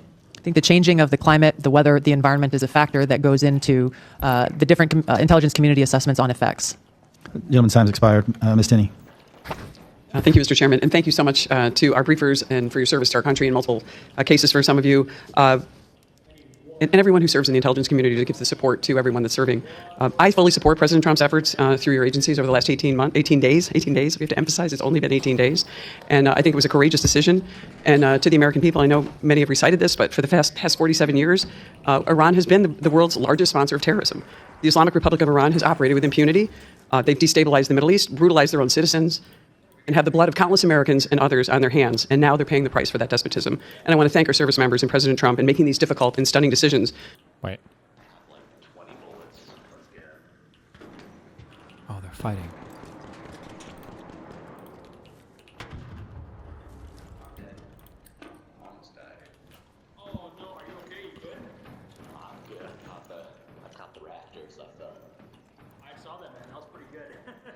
Oh my God, these guys are so cringe. But it is also stunning what the Iranian people and so many in the Middle East and around the world have suffered from the regime. And I want to point out that in 2022, when Mahsa Amini was killed in the hands of the so-called morality police by the Iranian regime, it spurred, I would say, probably one of the most profound women's rights movements of our time. So many women stood up in the face of certain death, or at least imprisonment, definitely having an eye gouged out, like so many others, to stand up. And I am so grateful that these people now have an opportunity to actually have some kind of regime that would give them a chance at freedom after all these years. And I wanted to ask Director Gabbard, some of these people and many of these people do not seem to have access to outside information. Can you characterize what the access would be to the internet or cell phones for those in Iran who have no idea about anything and are only receiving the propaganda from the regime? Congressman, I can expand on this in the closed setting, but I will say briefly that throughout the period of protest that we saw previously and during this ongoing conflict, the access of the Iranian people to basic things like power or internet or cell phone access is extremely limited. So I want to ask the General, since General James, in the same vein, do you think that the internet suppression by the Iranian regime is an objective that would be protecting the Iranian Revolutionary Guard Corps? Yes, ma'am. It's a TTP, and we will go into in great detail in the classified, but it's definitely a TTP to maintain control. Thank you. I appreciate that. I look forward to that. I want to turn to the northern border, which I represent, most of the northern border with the state of New York. Across the Lake Ontario shoreline, we know that many on the foreign terror watch list. In 2024, 358 suspects were found and arrested on the northern border. Fiscal year 2025, that number has been reduced to 307. Canada? I want to ask Director Patel, how would you characterize the type of those types of people that you have obtained, arrested, or encountered on the northern border? Cartels, Islamic terror, organized crime. How would you characterize those people if you can? Thank you, Congresswoman. With the solidification and reinforcement of the southern border, the northern border has become a target of opportunity for foreign terrorist organizations, cartels, those that wish to conduct espionage activities, basically all of the above. How would you characterize the partnership of our Canadian friends to the north and their willingness to stop these individuals, especially in the last year or so? At the FBI, we have engaged with the RCMP and their intel services at levels never seen before to specifically focus on the fentanyl productions north of our border. The cartels have shifted their operations to produce the lethal fentanyl that kills so many Americans. So that's one example where we're focused and locked in with our partners north of the border. Thank you very much. I appreciate that. One last thing I just want to ask. Upstate New York is now the new home to Micron, one of the world's 3 leading memory manufacturers and the only U.S. leading memory company. Memory produced at Micron is an integral component of the GPUs used to train America's dominant frontier models. I'd love to find out, Director Ratcliffe, what would be the economic and national security implications if China were to catch up on the U.S. on memory, GPUs, critical minerals, all those things that go into everything leading up to this, including the advent of AI? Well, what you've seen, Congresswoman, is that when China can take advantage of things in the supply chain, like critical minerals, they'll do that. this is particularly problematic in the area of all emerging technologies and AI in particular. Obviously, whoever is dominant in the technology fields in the future will dictate the rules in the international marketplace. It would be devastating if China were ahead of us. Thank you. I appreciate it. I yield back. Mr. Cohen. Thank you, Mr. Chair. Director Patel, you had a question from Dr. Jackson about the shutdown we're in now with Homeland Security, and I believe you said that this would be harmful to America because of the threat from Iran. Is that correct? Do I recall that correctly? It looks like it's about to die. Damn. How many days before we invaded Iran did you know we were going to launch an invasion? We can get into those details in classified setting, but I work with my colleagues across the spectrum here to give me advance warning so that we can reinforce. Was it 2 days, 3 days, a month? It was sometime before that, sir. Sometime before that. So with that knowledge, why did you fire at least a dozen agents in Counterintelligence Unit 12 that specializes in Iran counterintelligence, which makes us much less secure and safe with this war going on from Iranian attacks potentially against our country? As I said earlier, Congressman, I don't work on timelines when these terminations occur. There are internal investigations conducted by the careers at the FBI that highlight unethical or inappropriate conduct, and it's up to me to make the decision. But our Iran Threats Mission Center has never been more resourced. As I've highlighted, a 43% increase in counter-espionage arrests from Iran alone, and 360 ongoing terrorism investigations with Iran-affiliated And the people you fired, those 12 people, they were experts on Iran, were they not? I don't believe so. They worked in counterintelligence, did they not? I'm taking you at your word, sir. I'm not familiar with You're every the single chief word. director. I'm not. You should know the answer. You fired the people. Where did they work? People were terminated for violating their ethical obligations and the high standards. Was that the we ethical have. violations that they dealt with the case of the classified documents that were found at the bathroom in Mar-a-Lago, was that the ethical issue? As I said earlier, all those matters are pending litigation, so I'm not going to comment on them. Director Gabbard, are you familiar with CI-12? I'm not, Congressman. Okay. Let me ask you this question. In the intelligence community's unclassified annual threat assessment from last year, it said, quote, Iran's large conventional forces are capable of inflicting substantial damage to an attacker, executing regional strikes, and disrupting shipping, particularly energy supplies to the Strait of Hormuz. It seems the IC was entirely correct in its assessment about Iranian retaliation in the Strait. Did the IC's assessment about Iranian capabilities in the Straits of Hormuz change in the past year? No, Congressman. Does Iran still have the capability to threaten shipping in the Straits of Hormuz? Seems Hormuz like with it. missiles, mines, and small boats? Their capabilities have been largely degraded, but yes, they still have means to threaten passage through the Strait of Hormuz. And how long can they keep the strait closed? Based on current events, I'd have to get an updated assessment from the intelligence community on that. Did you have an analysis of the impact of a war on global supply chains and the price of oil and gas? I believe that assessment may have come from the Department of Treasury or Energy. Jesus. It didn't come through your office. It came from their element within Department of Energy or Energy. Do you know if the president was briefed on those assessments? Pretty crazy. I believe so, but I can't confirm. So if he was briefed on those assessments that was a problem, and the Straits of Hormuz could be shut off, and that's causing a great problem in the world's economy with oil prices going up to $120 or something a barrel, and an effect on all countries' economies, why would the president not have taken actions to strengthen defense around the Straits of Hormuz? All I can say is that the president ultimately is responsible for making the decisions based on the totality of information and intelligence that he has available to him. The intelligence that he has available to him, that's a scary thought. Does the IC know where Iran's enriched uranium is? The IC has high confidence that we know where it is. And can you tell us that in classified? We can speak more about this topic in the classified setting. Okay. Could it be, we have methods of destroying it? This is a conversation for a closed setting, sir. Do you have any idea what the purpose of the Marines being sent, the units that are being sent over there, is the idea that we will put troops with boots on the ground in Iran? ODNI and the IC is not involved in the operational planning and movements of the Department of War assets. Thank you. I'll be very honest with you. When you made your original comments, it was kind of scary because of all the craziness that goes on in the world. Can't wait for the classified setting. Thank you. Mr. Perry. Thank you, Mr. Chairman. It's good to see some of old colleagues. I'm going to start, and thank you for your service, gentlemen and ma'am. I'm going to start with General Hartman. Look at how charitable Hassan is with all the aid he brought. Wait, what? Okay, it doesn't matter. These guys will fucking. You and me. Oh my god. Oh, never mind. Hey, what can you say? Assassination. General Adams, do you know how many days it's been since Russia went into Ukraine?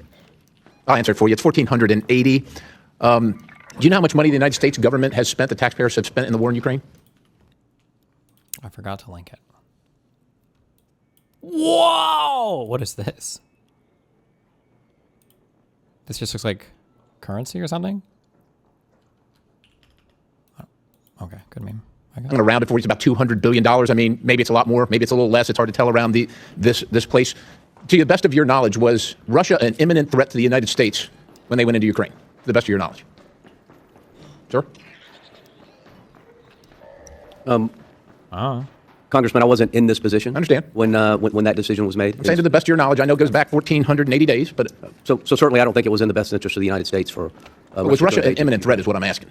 Not my decision to make or advice to provide. Okay. How about you, General Adams? Like General Hartman, I was in a different position 4 years ago, and to make that assessment. Yeah. I guess can I ask you to clarify? Are you saying Was Russia going to attack the United States 1,480 days ago? Not to my knowledge. Yeah. All right. You recall who the president was at that time, gentlemen? I'll help you out. It was President Biden. Do you know who the Speaker of the House was at that time? The name Ms. Pelosi ring a bell? Do you recall this Congress declaring war in Russia and Ukraine 1,480 days ago, or any time between then and now? I don't either. Do you know, gentlemen, how many American service members have been killed or maimed attributed to Iran, the IRGC, their proxies, etc., roughly? Any idea? Could we say probably 1,000 killed, if not 10,000, over 10,000 killed and maimed? Probably a reasonable assessment. Over what? You know how many uniformed service members have been killed by Russia in the last 1,480 days? American uniformed service personnel? I'm just asking. I don't know. Wait, what? Did I miss something? Wait. Did he just say thousands of American soldiers have been killed by Russia? Or hold on, what? I don't either. Do you know who the Speaker of the House was at that time? I must have misunderstood. The name Ms. Pelosi ring a bell? Do you recall this Congress declaring war? Or is he making a point? Russia and Ukraine 1,480 days ago, or any time between then and now? I don't either. Do you know, gentlemen, how many American service members have been killed or maimed attributed to Iran, the IRGC, their proxies, etc., roughly? Any idea? Oh, that's a lot. Could we say probably 1,000 killed, if not 10,000, over 10,000? My understanding is the majority of the time that we spent in Iraq, that when you hear about American soldiers that were hurt in Iraq, it was probably by extension some kind of some force or some Quds Force related thing or something. Basically, Iran. It was Iranian, like coordinated, funded, trained. Like sometimes they're people, is my understanding. So when he's talking about this, he doesn't mean that we were like at war with Iran or whatever. But I think a lot of the deaths that we suffered in Iraq for whatever period of time were as a result of Iraqi stuff or Iranian stuff. Why the fuck is everybody killing my bastions? Killed and maimed, probably a reasonable assessment. You know how many uniformed service members have been killed by Russia in the last 1,480 days? American uniformed service Also personnel? the Beirut barracks. I'm just asking. I don't know of any, but do you know of any? It just seems to me that there's almost like a political narrative being constructed here, and I just want to, point out this. It seems like a bit of an irony. I'm going to go to the director of the FBI. It's good to see you, Mr. Patel. You know what? I'm going to be mean. I'm going to kill the people downstairs. Hold on. Maybe. No, because they killed the Bastion. That'd be mean. I wouldn't even win. Never mind. Crossfire Hurricane, Round River, Plasmic Echo, Arctic Frost. What was the point this guy was making? Seem to have emanated from just the Counterintelligence Division of the Iran FBI. bound? Is that a reasonably correct assessment, generally speaking? Generally speaking, Congressman, I want to be careful here because there are a number of ongoing investigations. Understand. There's a filing system that prohibited access. Is it possible that politicized investigation and filing system violated Sixth Amendment rights to the discovery and Congress's Article 1 oversight authority? Is it possible? Without giving you a definitive answer that rests with the DOJ, let me just talk about prohibited His case point files. is Iran attack good, Prohibited Ukraine case defense files bad. are basically files that prior directors had created to essentially hide what was going on. They do not exist in our Sentinel systems. They do not exist anywhere. And if you search for that specific case, it won't even come up, which is why I, as the first FBI director to do so, have terminated prohibited case files. And as you know, I'm wed to constitutional oversight here at Congress and have delivered 50,000 pages, which is 400% more increase than my two predecessors combined. Director, would ensnaring individuals or organizations based solely on their political affiliations or viewpoints be a potential violation of the Fourth Amendment? I believe so. Have any of the personnel associated with these activities, and I understand that investigations may be ongoing, have they been removed from duty pending the outcome investigation? Yes, many have. Okay, moving on. I'm concerned about a lab that was found in a clandestine Chinese biolab that was found in California, and then one that was found later in a clandestine Chinese biolab was found in California? What? Las Vegas. Yeah, Nevada. And I'm wondering, are you concerned about a lack of vision or imagination in agents that solely work on a case and can't see that China has the capability and the impetus to do these things all around the country and things like those things? And have you done anything about changing that training or that operational conduct of agents? I can only speak to what I've done, and this FBI is keenly aware of it. We're the ones that figured it out, not just in Las Vegas, but places like Michigan, where we arrested multiple individuals who were pretending to be researchers at the University of Michigan while bringing in lethal pathogens and trying to steal our trade secrets and our agricultural secrets, which is national security. So this FBI is laser focused on the Chinese threat, especially related to biolabs and agricultural theft. Appreciate the response. I yield the balance. Mr. Fallon. Thank you, Mr. Chairman. You know, I would be remiss if I didn't mention Operation Absolute Resolve and the arrest and capture of Nicolas Maduro and his wife. It was incredibly complex. It was bold. It was unprecedented. It was a wild success. It really harkens thoughts of Radon and Entebbe 50 years ago, except this actually remarkably exceeded that in its success. It was historic, and it altered undeniably the geopolitical landscape in the United States' favor. So our military and our IC should be lauded, and I want to offer a hearty and deserved congratulations to all of you that are testifying before us Give today. yourselves a big pat on the back. Director Ratcliffe, I want to just visit with you a little bit. First, I do want to take a point of personal privilege. I attended Coach Holtz's funeral Monday. He was very proud of you. How long has Iran been pursuing a nuclear weapon, Director? Biolab article. Maybe I'll check it later. Congressman, let me respond. Appreciate the kind remarks, and I also want to congratulate the people of the 4th District of Texas for getting a lot better representation than they ever did from the guy that was previously in that seat. Notwithstanding, as I talked about, a fatwa that was issued, I believe, in 2004, Iran has had a dedicated nuclear program beyond civil limits for the development of nuclear weapons. They currently possess at least 440 kilograms of highly enriched uranium at 60% weapons grade that would be capable of putting together 10 nuclear weapons. Director, what nation state has achieved 60% enrichment and then not produced a nuclear weapon? I'm not aware of any. There's none. You get to 60%, there's a reason you're at 60%, because you are pursuing nuclear ambitions. So we have sanctions have been imposed in the past, and yet that pursuit continued. Their economy was teetering, the pursuit continued. Their people were suffering, the pursuit continued. Under the Bush, Obama, Trump 45, Biden, now Trump 47, that pursuit continued. Then last June, Operation Midnight Hammer. Nuclear program was dealt a significant setback. But not only that, the autocratic, illegitimate regime in Tehran. The joke is he was the representative firsthand from that that district the class. American resolve under this administration should be taken very seriously. Thank you. I want to read you a few quotes. Iran will never be permitted to build a nuclear weapon. Barack Obama 15. The message to Iran should be loud and clear. We will never allow you to acquire a nuclear weapon. Never. Hillary Clinton. Iran will never get a nuclear weapon on my watch. Iran can never develop or acquire a nuclear weapon. Joe Biden. Make no mistake, as president, I will never hesitate to take whatever action is necessary to defend American forces and interests. We get it. You're a glazer, bro. 60% enrichment. No nation state that achieved that hadn't produced a nuclear weapon. We can either talk about it, kick the can down the road, and let them get a nuclear weapon and get danger close to it on the precipice, or we can take action now, and this is what this administration chose to do. Thank you, Mr. Chairman. I yield back. Mr. Stubbe. Thank you, Mr. Chairman. Every day, the brave men and women of our intelligence community, armed forces, and federal law enforcement work to protect our homeland from a constant and evolving array of threats. But since Democrats chose to shut down the Department of Homeland Security, those threats have grown more acute. Our country has already experienced 4 terrorist attacks since the shutdown began. The consequences are no longer hypothetical, they are unfolding in real time. At a moment when the global threat environment is intensifying, terrorist organizations are resurging, and adversaries continue to encourage violence against Americans. Congress should be reinforcing our defenses. Instead, Democrats have sidelined the very department responsible for keeping the homeland safe. Not a single Democrat here on this committee voted to reopen the Department of Homeland Security. That was not an accident. It was a political decision made at the expense of the safety and security of the American people.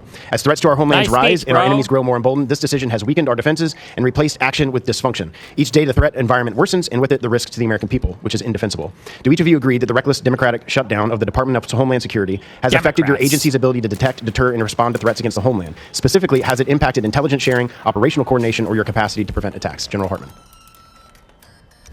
Congressman, it hasn't had a significant impact on the foreign intelligence mission of the National Security Agency. Director Patel. The shutdown has had a significant impact on how we protect and defend the homeland. Director Gabbard. This has directly affected the intelligence elements within the Department of Homeland Security negatively. Director Ratcliffe. I would agree with the Director of National Intelligence. General Adams. No significant impact on the Defense Intelligence Agency and the foreign threat that we analyze. So, Director Gabbard, you in your opening statement talked about the threats to the homeland and the changes that you've made as it relates to the border and the changes that the president has made. After 4 years of open border policies under President Biden, during which cartels and gangs expanded their operations into American cities, what specific actions has ODNI taken to disrupt these criminal cartels and networks and stop the fentanyl poisoning and murdering U.S. citizens? Thank you for the question, Congressman. We've taken several actions to be able to get after this threat that the president made a priority. Number one being making historic shifts in intelligence collection towards addressing this threat. I believe it is the biggest shift in intelligence capabilities that we've ever seen, or certainly in a long time.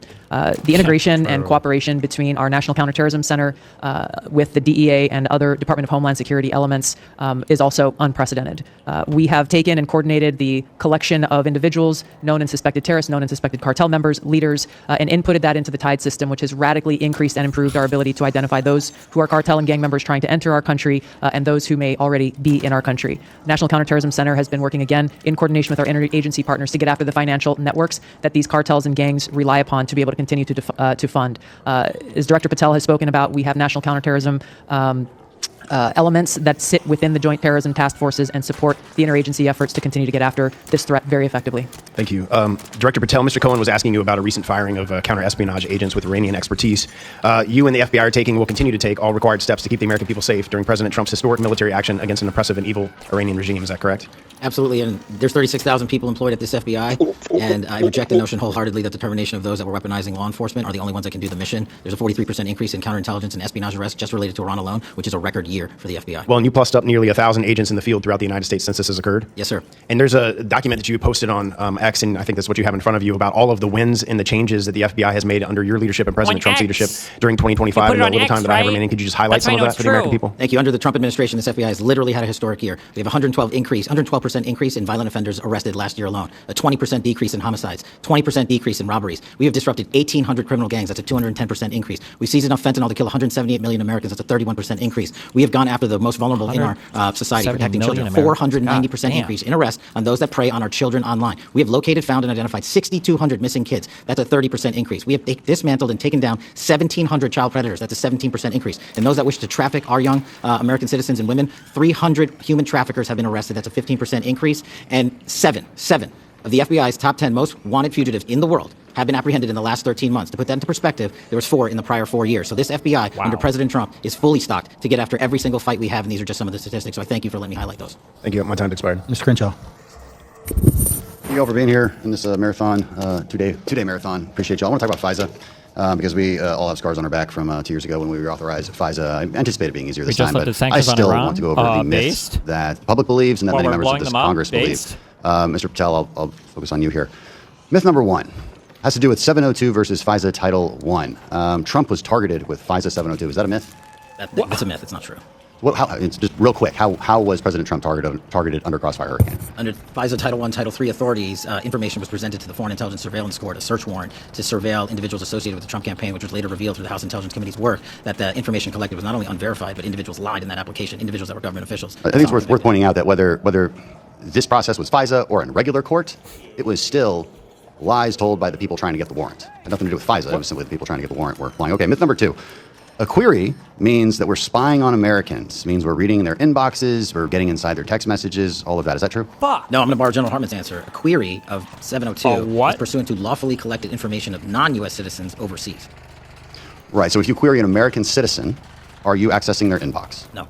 You're just seeing if they have spoken to somebody who was a foreign intelligence officer, let's say, and you would know they've spoken to them because they would show up as part of that conversation. In foreign intelligence collection. In foreign intelligence collection. So if you wanted to get inside their inbox, you would have to get an actual warrant under current law, right? A U.S. person. A warrant or a subpoena process, yes, sir. Okay. So that's a really important distinction. Congressman, if I could just, but you wouldn't use FA 702 to do that. Yeah, idiot. Correct. To get in the, I just want to be clear about that. Yes, you would use your regular court process. No authority under 702 to collect intelligence intentionally against U.S. persons. Absolutely. Right. Yeah, so when somebody, and let's say their name rhymes with, I don't know, Tucker Carlson, is claiming that the CIA is spying on him, That's his I'm name, going to guess though. here, because I don't know, I'm going to guess that the most likely scenario is that in the process of him speaking with Iranian intelligence officials, it is incidentally collected. Nobody is spying on Tucker Carlson or his inbox, to my knowledge at least. Number 3, another myth. A warrant requirement, should it be required by... Wait, is this guy talking shit? After he tried to kill me? No shot. Fuck that guy. law is it's for a simple query that should be easy to get, right? What's the problem? It's easy to get a warrant. We do it all the time. Would it be easy? In my opinion, I'm sorry, no. bro. I just don't trust that guy. And the reason it wouldn't be easy is because oftentimes these queries are part of a very typical analytical process, and they would not meet the judicial standards of probable cause. And I've seen many examples of this. I would love if you guys had some examples that are declassified. I've seen them in a classified session. So I guess my point is, and now that we've debunked these myths, is you put that warrant process on a simple query, you're taking away our analysts' ability to connect the dots from the outside actors, which we can collect on. They have no constitutional protections, but you're removing our ability to connect them with the inside actors, which is kind of where it matters. It's like giving up when you're right at the goal line. That makes zero sense to do, and that's exactly what this would do. I've already heard Director Ratcliffe's answer on this, but 18 months clean reauthorization. Is that, I don't know where that number came from, but would you rather have it longer? As Director Ratcliffe said, I'd like 5 or 10 years. Okay, me too. We went over that really quickly and well. I'll yield back. Thank you. Mr. Hill. Thank you, Chairman. Thank you, panel, for being with us this morning. And Let me start with Director Gabbard. You've heard from Mr. Stubbe, you've heard from Admiral Jackson, you've heard from Ms. Tenney, all this aspect of who we've encountered at our borders, north and south. And during the Biden administration with the open border that has been overly discussed today at length, there's this known and suspected terrorists, and I want to congratulate the Trump administration for getting, I think, 1,300 people identified out of the country under your 13 months, so congratulations on that. But for 3 years, in both classified and unclassified sessions here, I've raised this issue that we don't have the data and we don't track it in a fused way, meaning Border Patrol, TSA, FBI and follow-up, DOJ and prosecutions. And we don't really have that at our fingertips for oversight purposes. And I asked you at last year's Worldwide Threats, would you commit to helping us achieve as the ODNI that fused data? You agreed, but it was only 3 days ago I got that commitment from you in writing. So let me ask you again, can you help drive that process across the bureaucracy to get that regularly provided to the intelligence committees? Sir, thank you for the follow-up on that. We have continued to work to improve that consolidated use of systems that will better help us identify who is in our country, who are known or suspected. I'm just going to listen. Where's the synthetic resin? Oh, my God. Suspected terrorists, to include those who are members or leaders of cartels and gangs and drug traffickers, and we're continuing to pursue that, particularly with the Department of State and their screening and vetting practices, as well as the Department of Homeland Security's. I will say that there has been a drastic improvement in our own screening and vetting systems, and that coordination is occurring, but there are still some silos that need to be broken down. Also, in follow-up to the discussion today, I heard my friend from California, Mr. Barra, assert that President Trump's action in Epic Fury was unconstitutional. Do you think it was unconstitutional, the decision taken by the president? That's a legal question, sir, that I believe has been asked and answered by the White House counsel. But don't you think in Article 2 power in the War Powers Act, the president has the right to defend American interest, allied interest? He does. And he can do that for 60 days. And did the president and you consult with the Gang of Eight in Congress before the president took military operations? My understanding is the Secretary of State fulfilled that responsibility. Yeah, I think that's clear. I don't recall President Obama, for example, declaring war for 7 months of operations in Libya. So I think there's a lot of hypocrisy here as we try to defend American interests. Wow. Mr. Klein asked you about and made a good comment, I thought, about, and he talked to Director Patel about this, on this issue of Winter Shield and doing a better job of coordinating offensive and defensive cyber here in the homeland.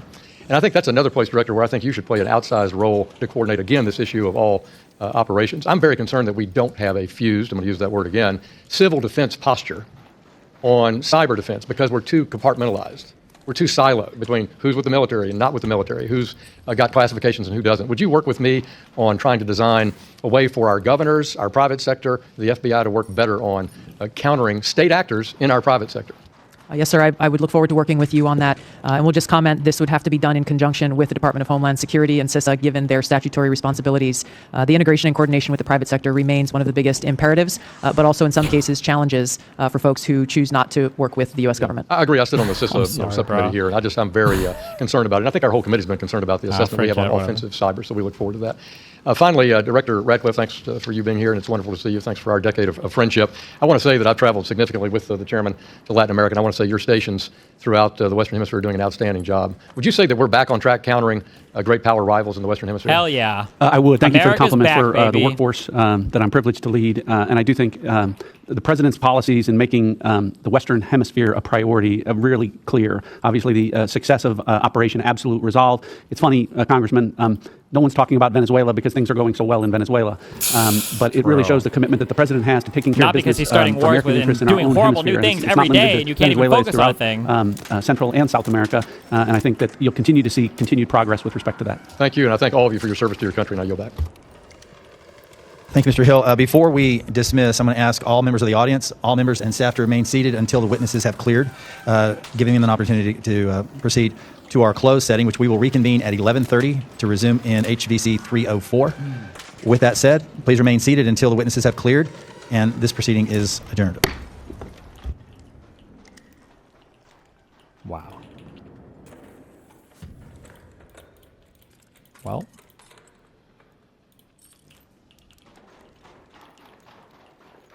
What are you going to do?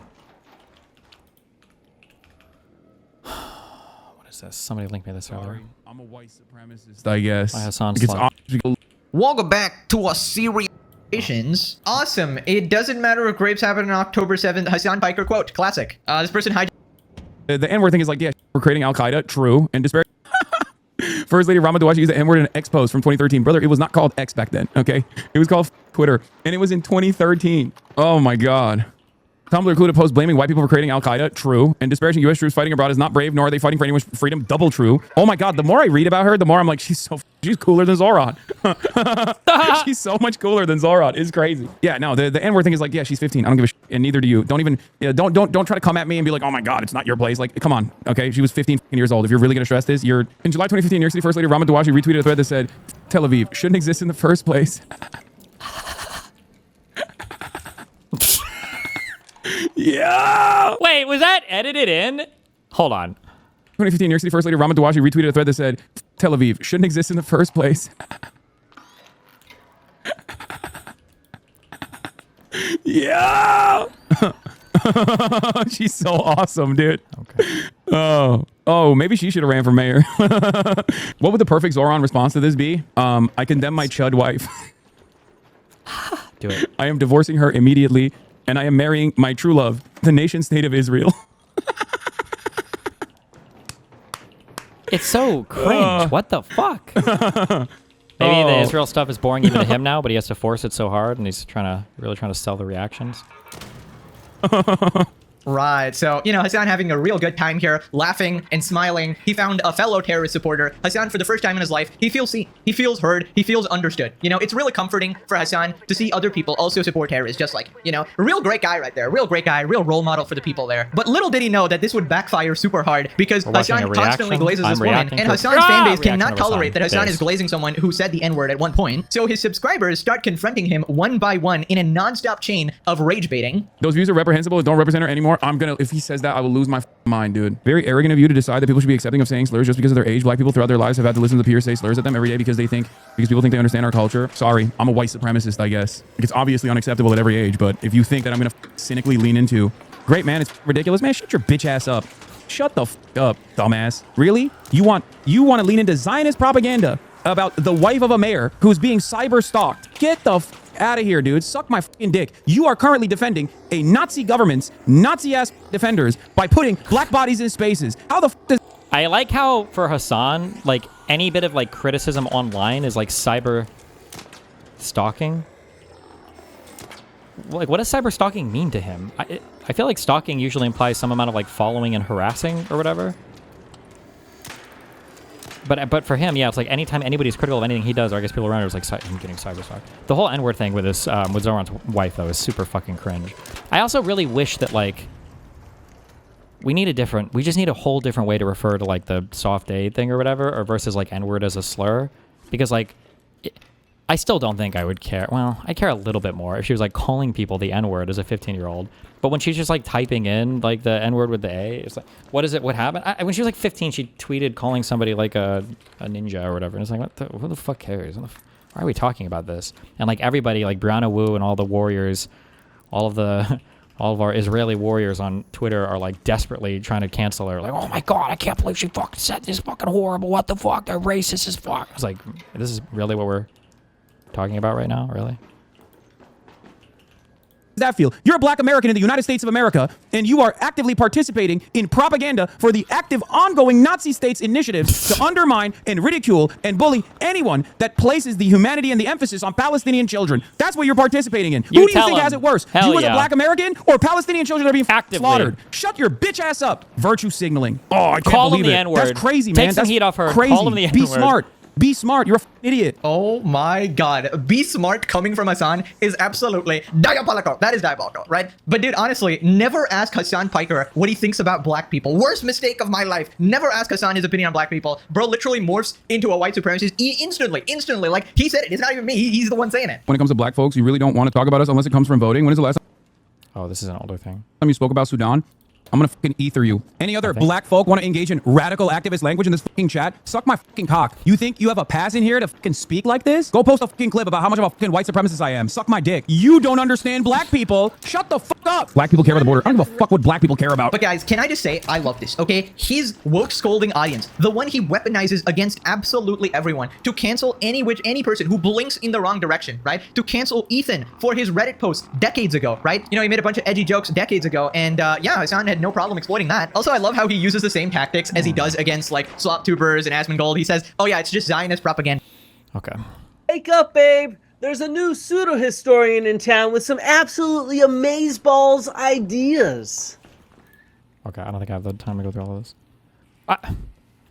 I ordered another sandwich, and it's been stuck on them preparing it for 40 minutes. We're still looking for a dasher. Bro, I'm getting Uber hijacked right now. I'm gonna die. I'm starving now. I'm starving to death. I can't believe that one guy stole my fucking sandwich. I know he did it. He took a picture, and that motherfucker walked off with it.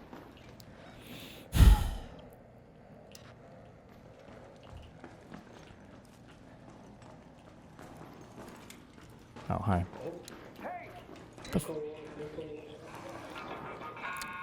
The fuck is that guy doing in here? It's 5 minutes until... Yeah, I'm good. He's gonna kill me. I can tell. Oh, that's a shady motherfucker. I've never seen that skin before. So it's definitely...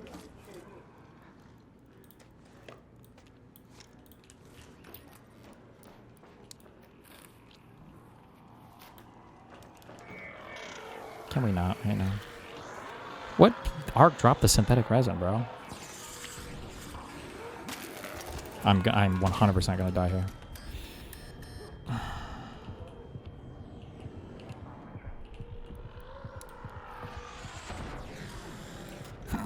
It's okay. Oh my god, wait. Are both barricaded? Oh no, okay. That would have been a good meme.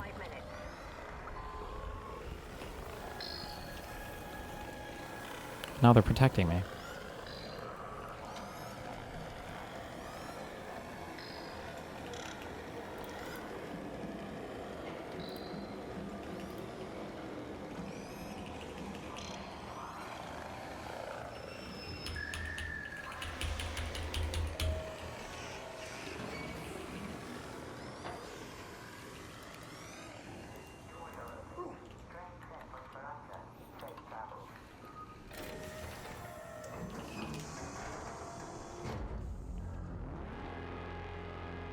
They say to can't... Hello, your order was stolen. They say to cancel and reorder it. I already... This is a new one. What? I'm getting scammed somehow. Somehow I got scammed. I feel like I just got scammed out of a second order. If I cancel this, is it going to hold me responsible? I bet it's the same motherfucker. I bet this dude just yoinked 2 of my sandwich. Hold on.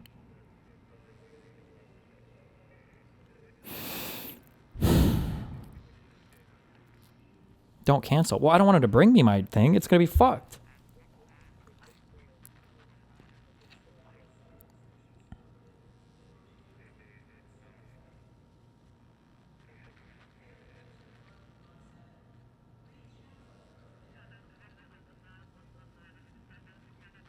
I don't even see where I can cancel it. I can't eat this. I can't eat the food the guy's going to bring me now. It's going to be completely fucked. He's just biking around in circles.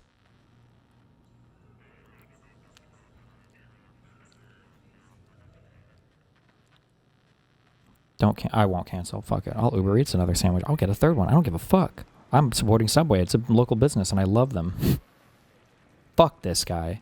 Jose. Thinks he can outsmart me?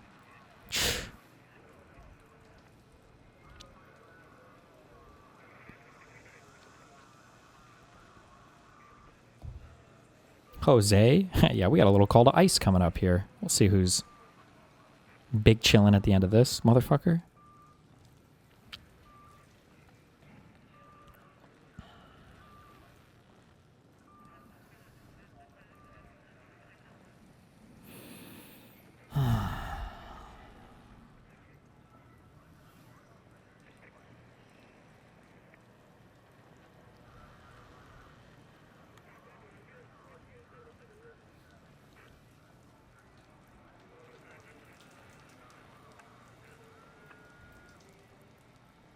I'm triggered, dude. It's okay.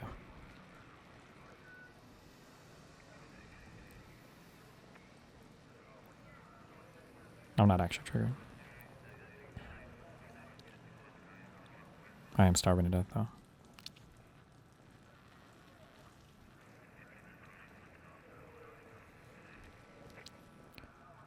Okay.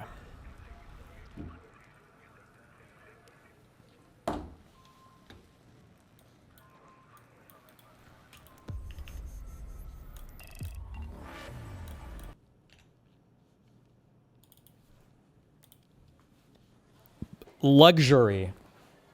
Siren, chance, carton, alarm, timer, shake, parking, rattle, fury, roll, concern, noodle, muse, boardwalk, and fate.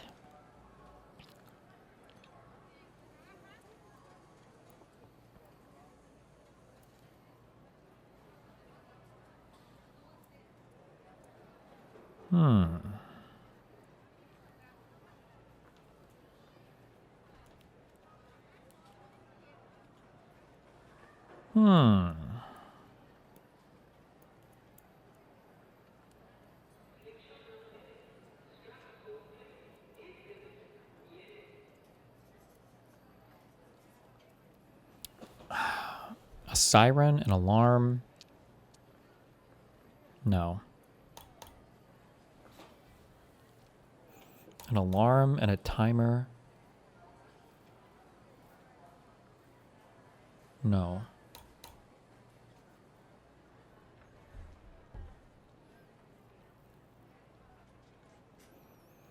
Are these like fucking Greek sailor gods or something? Like sirens, fury, the furies, the muses, the fates, or some bullshit? I hope this is some bullshit. Please let this be some bullshit. Oh my god! Oh my god! Oh my god. Limitless. Okay.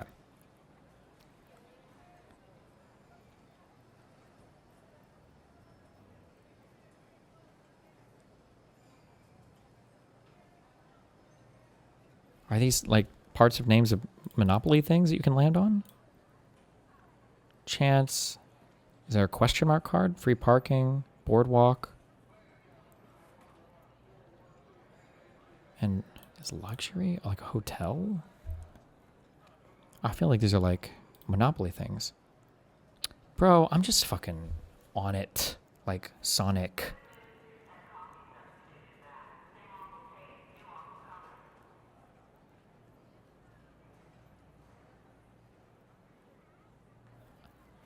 Words for being concerned, missing the final letters or something. He's rattled, he's alarmed, he's shaken, he's concerned. God damn. Oh, I guess I didn't. I was too complicated. Noodle, timer, roll, carton. Eggs. Egg noodle, egg timer, egg roll, egg carton. Boom. Oh my god. I'm a genius.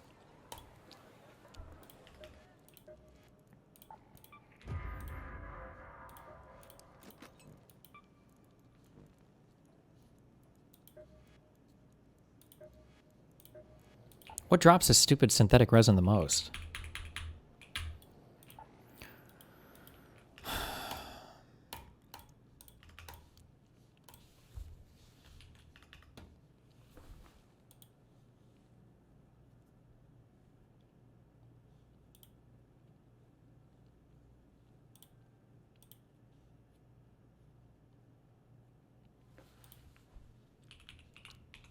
The Queen or the Matriarch has a lot of them? Wait, shit, really? Should I just be trying to kill her?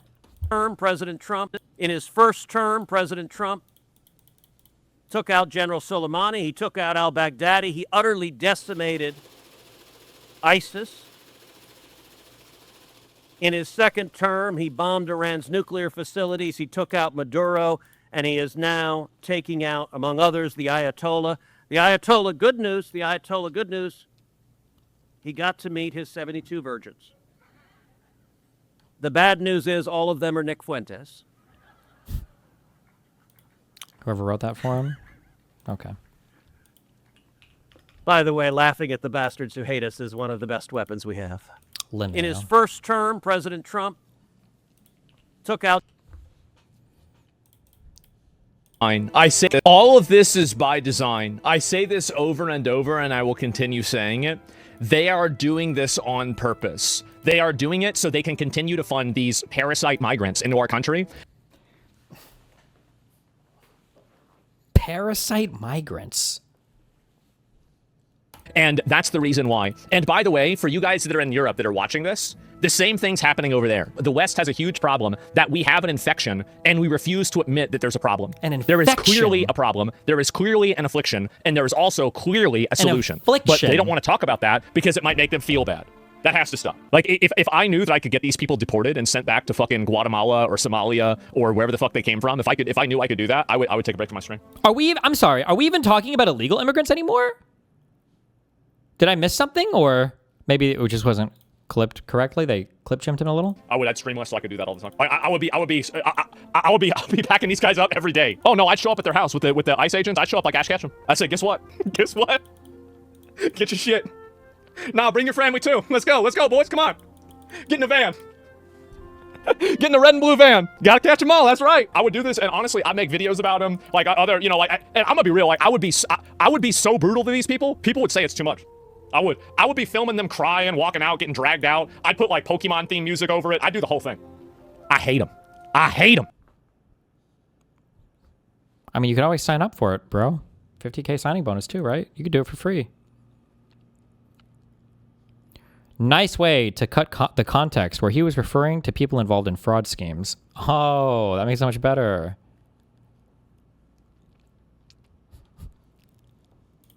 Jesus Christ.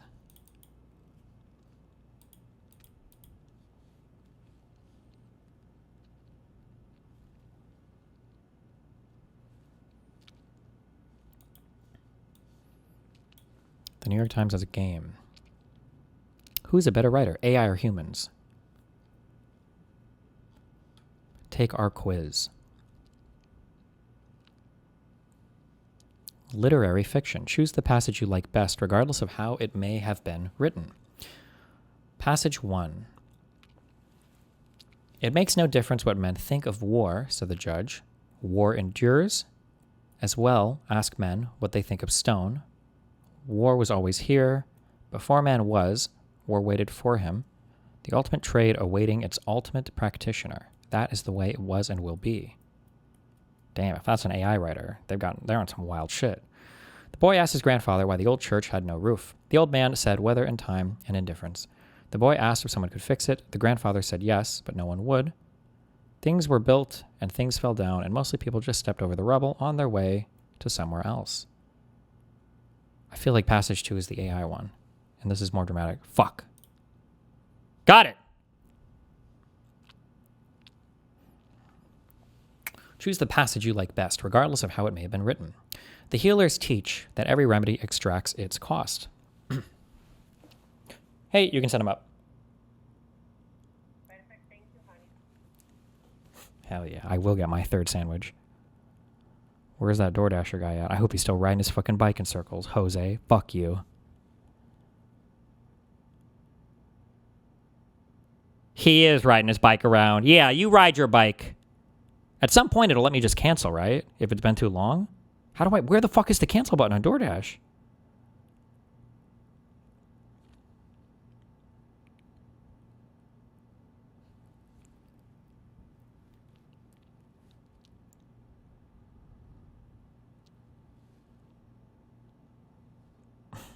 Help? Oh, I bet I have to push help. Help. Cancel. Okay, come on. Give me the good order. Give me the good option to blame him.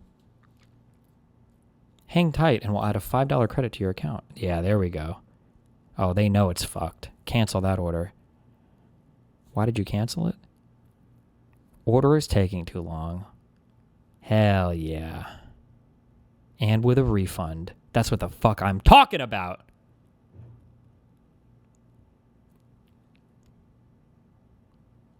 My issue was resolved. I'm very satisfied. Thank you. 5-star survey.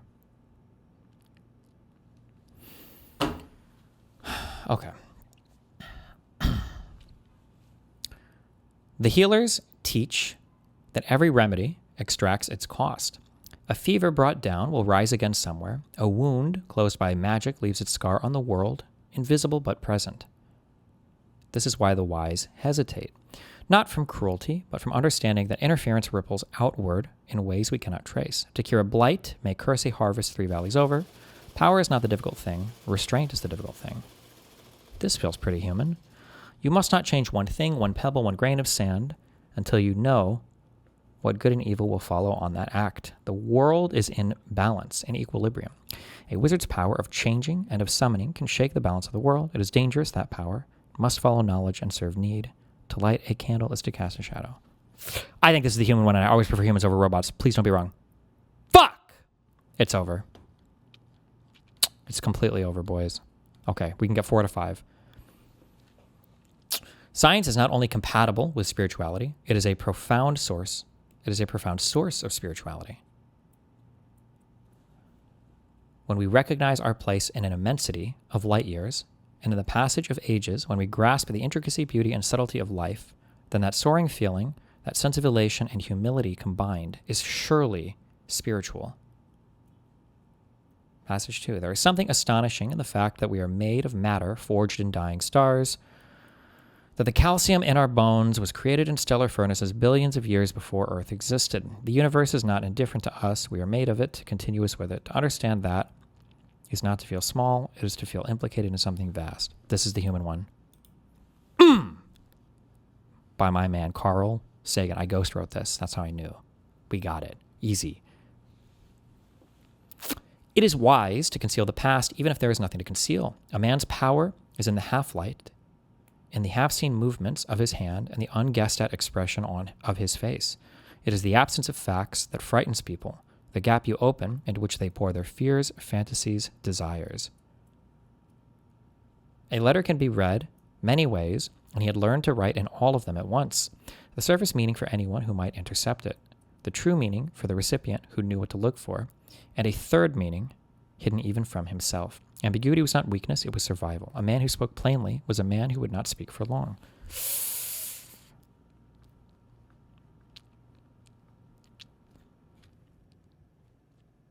I'm saying human. God, I'm just on it. Okay, one more. 4 out of 5. We got this! Wow, Sleepy Joe Biden, thank you for gifting 3 tier 1 subbers, buddy. I caught a tremendous fish and held him beside the boat, half out of water, with my hook fast in a corner of his mouth. He didn't fight. He hadn't fought at all. He hung a grunting weight, battered and vulnerable and homely. Here and there, his brown skin hung in strips like ancient wallpaper. We found the owl at the edge of the north field, one wing extended, as if still reaching for flight. Its eyes were closed, the feathers at its breast were the color of wet bark, and beneath them you could feel the hollow bones. She asked if we should bury it. I said yes. We dug a small hole near the fence post. The ground was cold and giving. This one has to be human. I got it. 4 out of 5. I'm just a god. I'm a god. Except for this.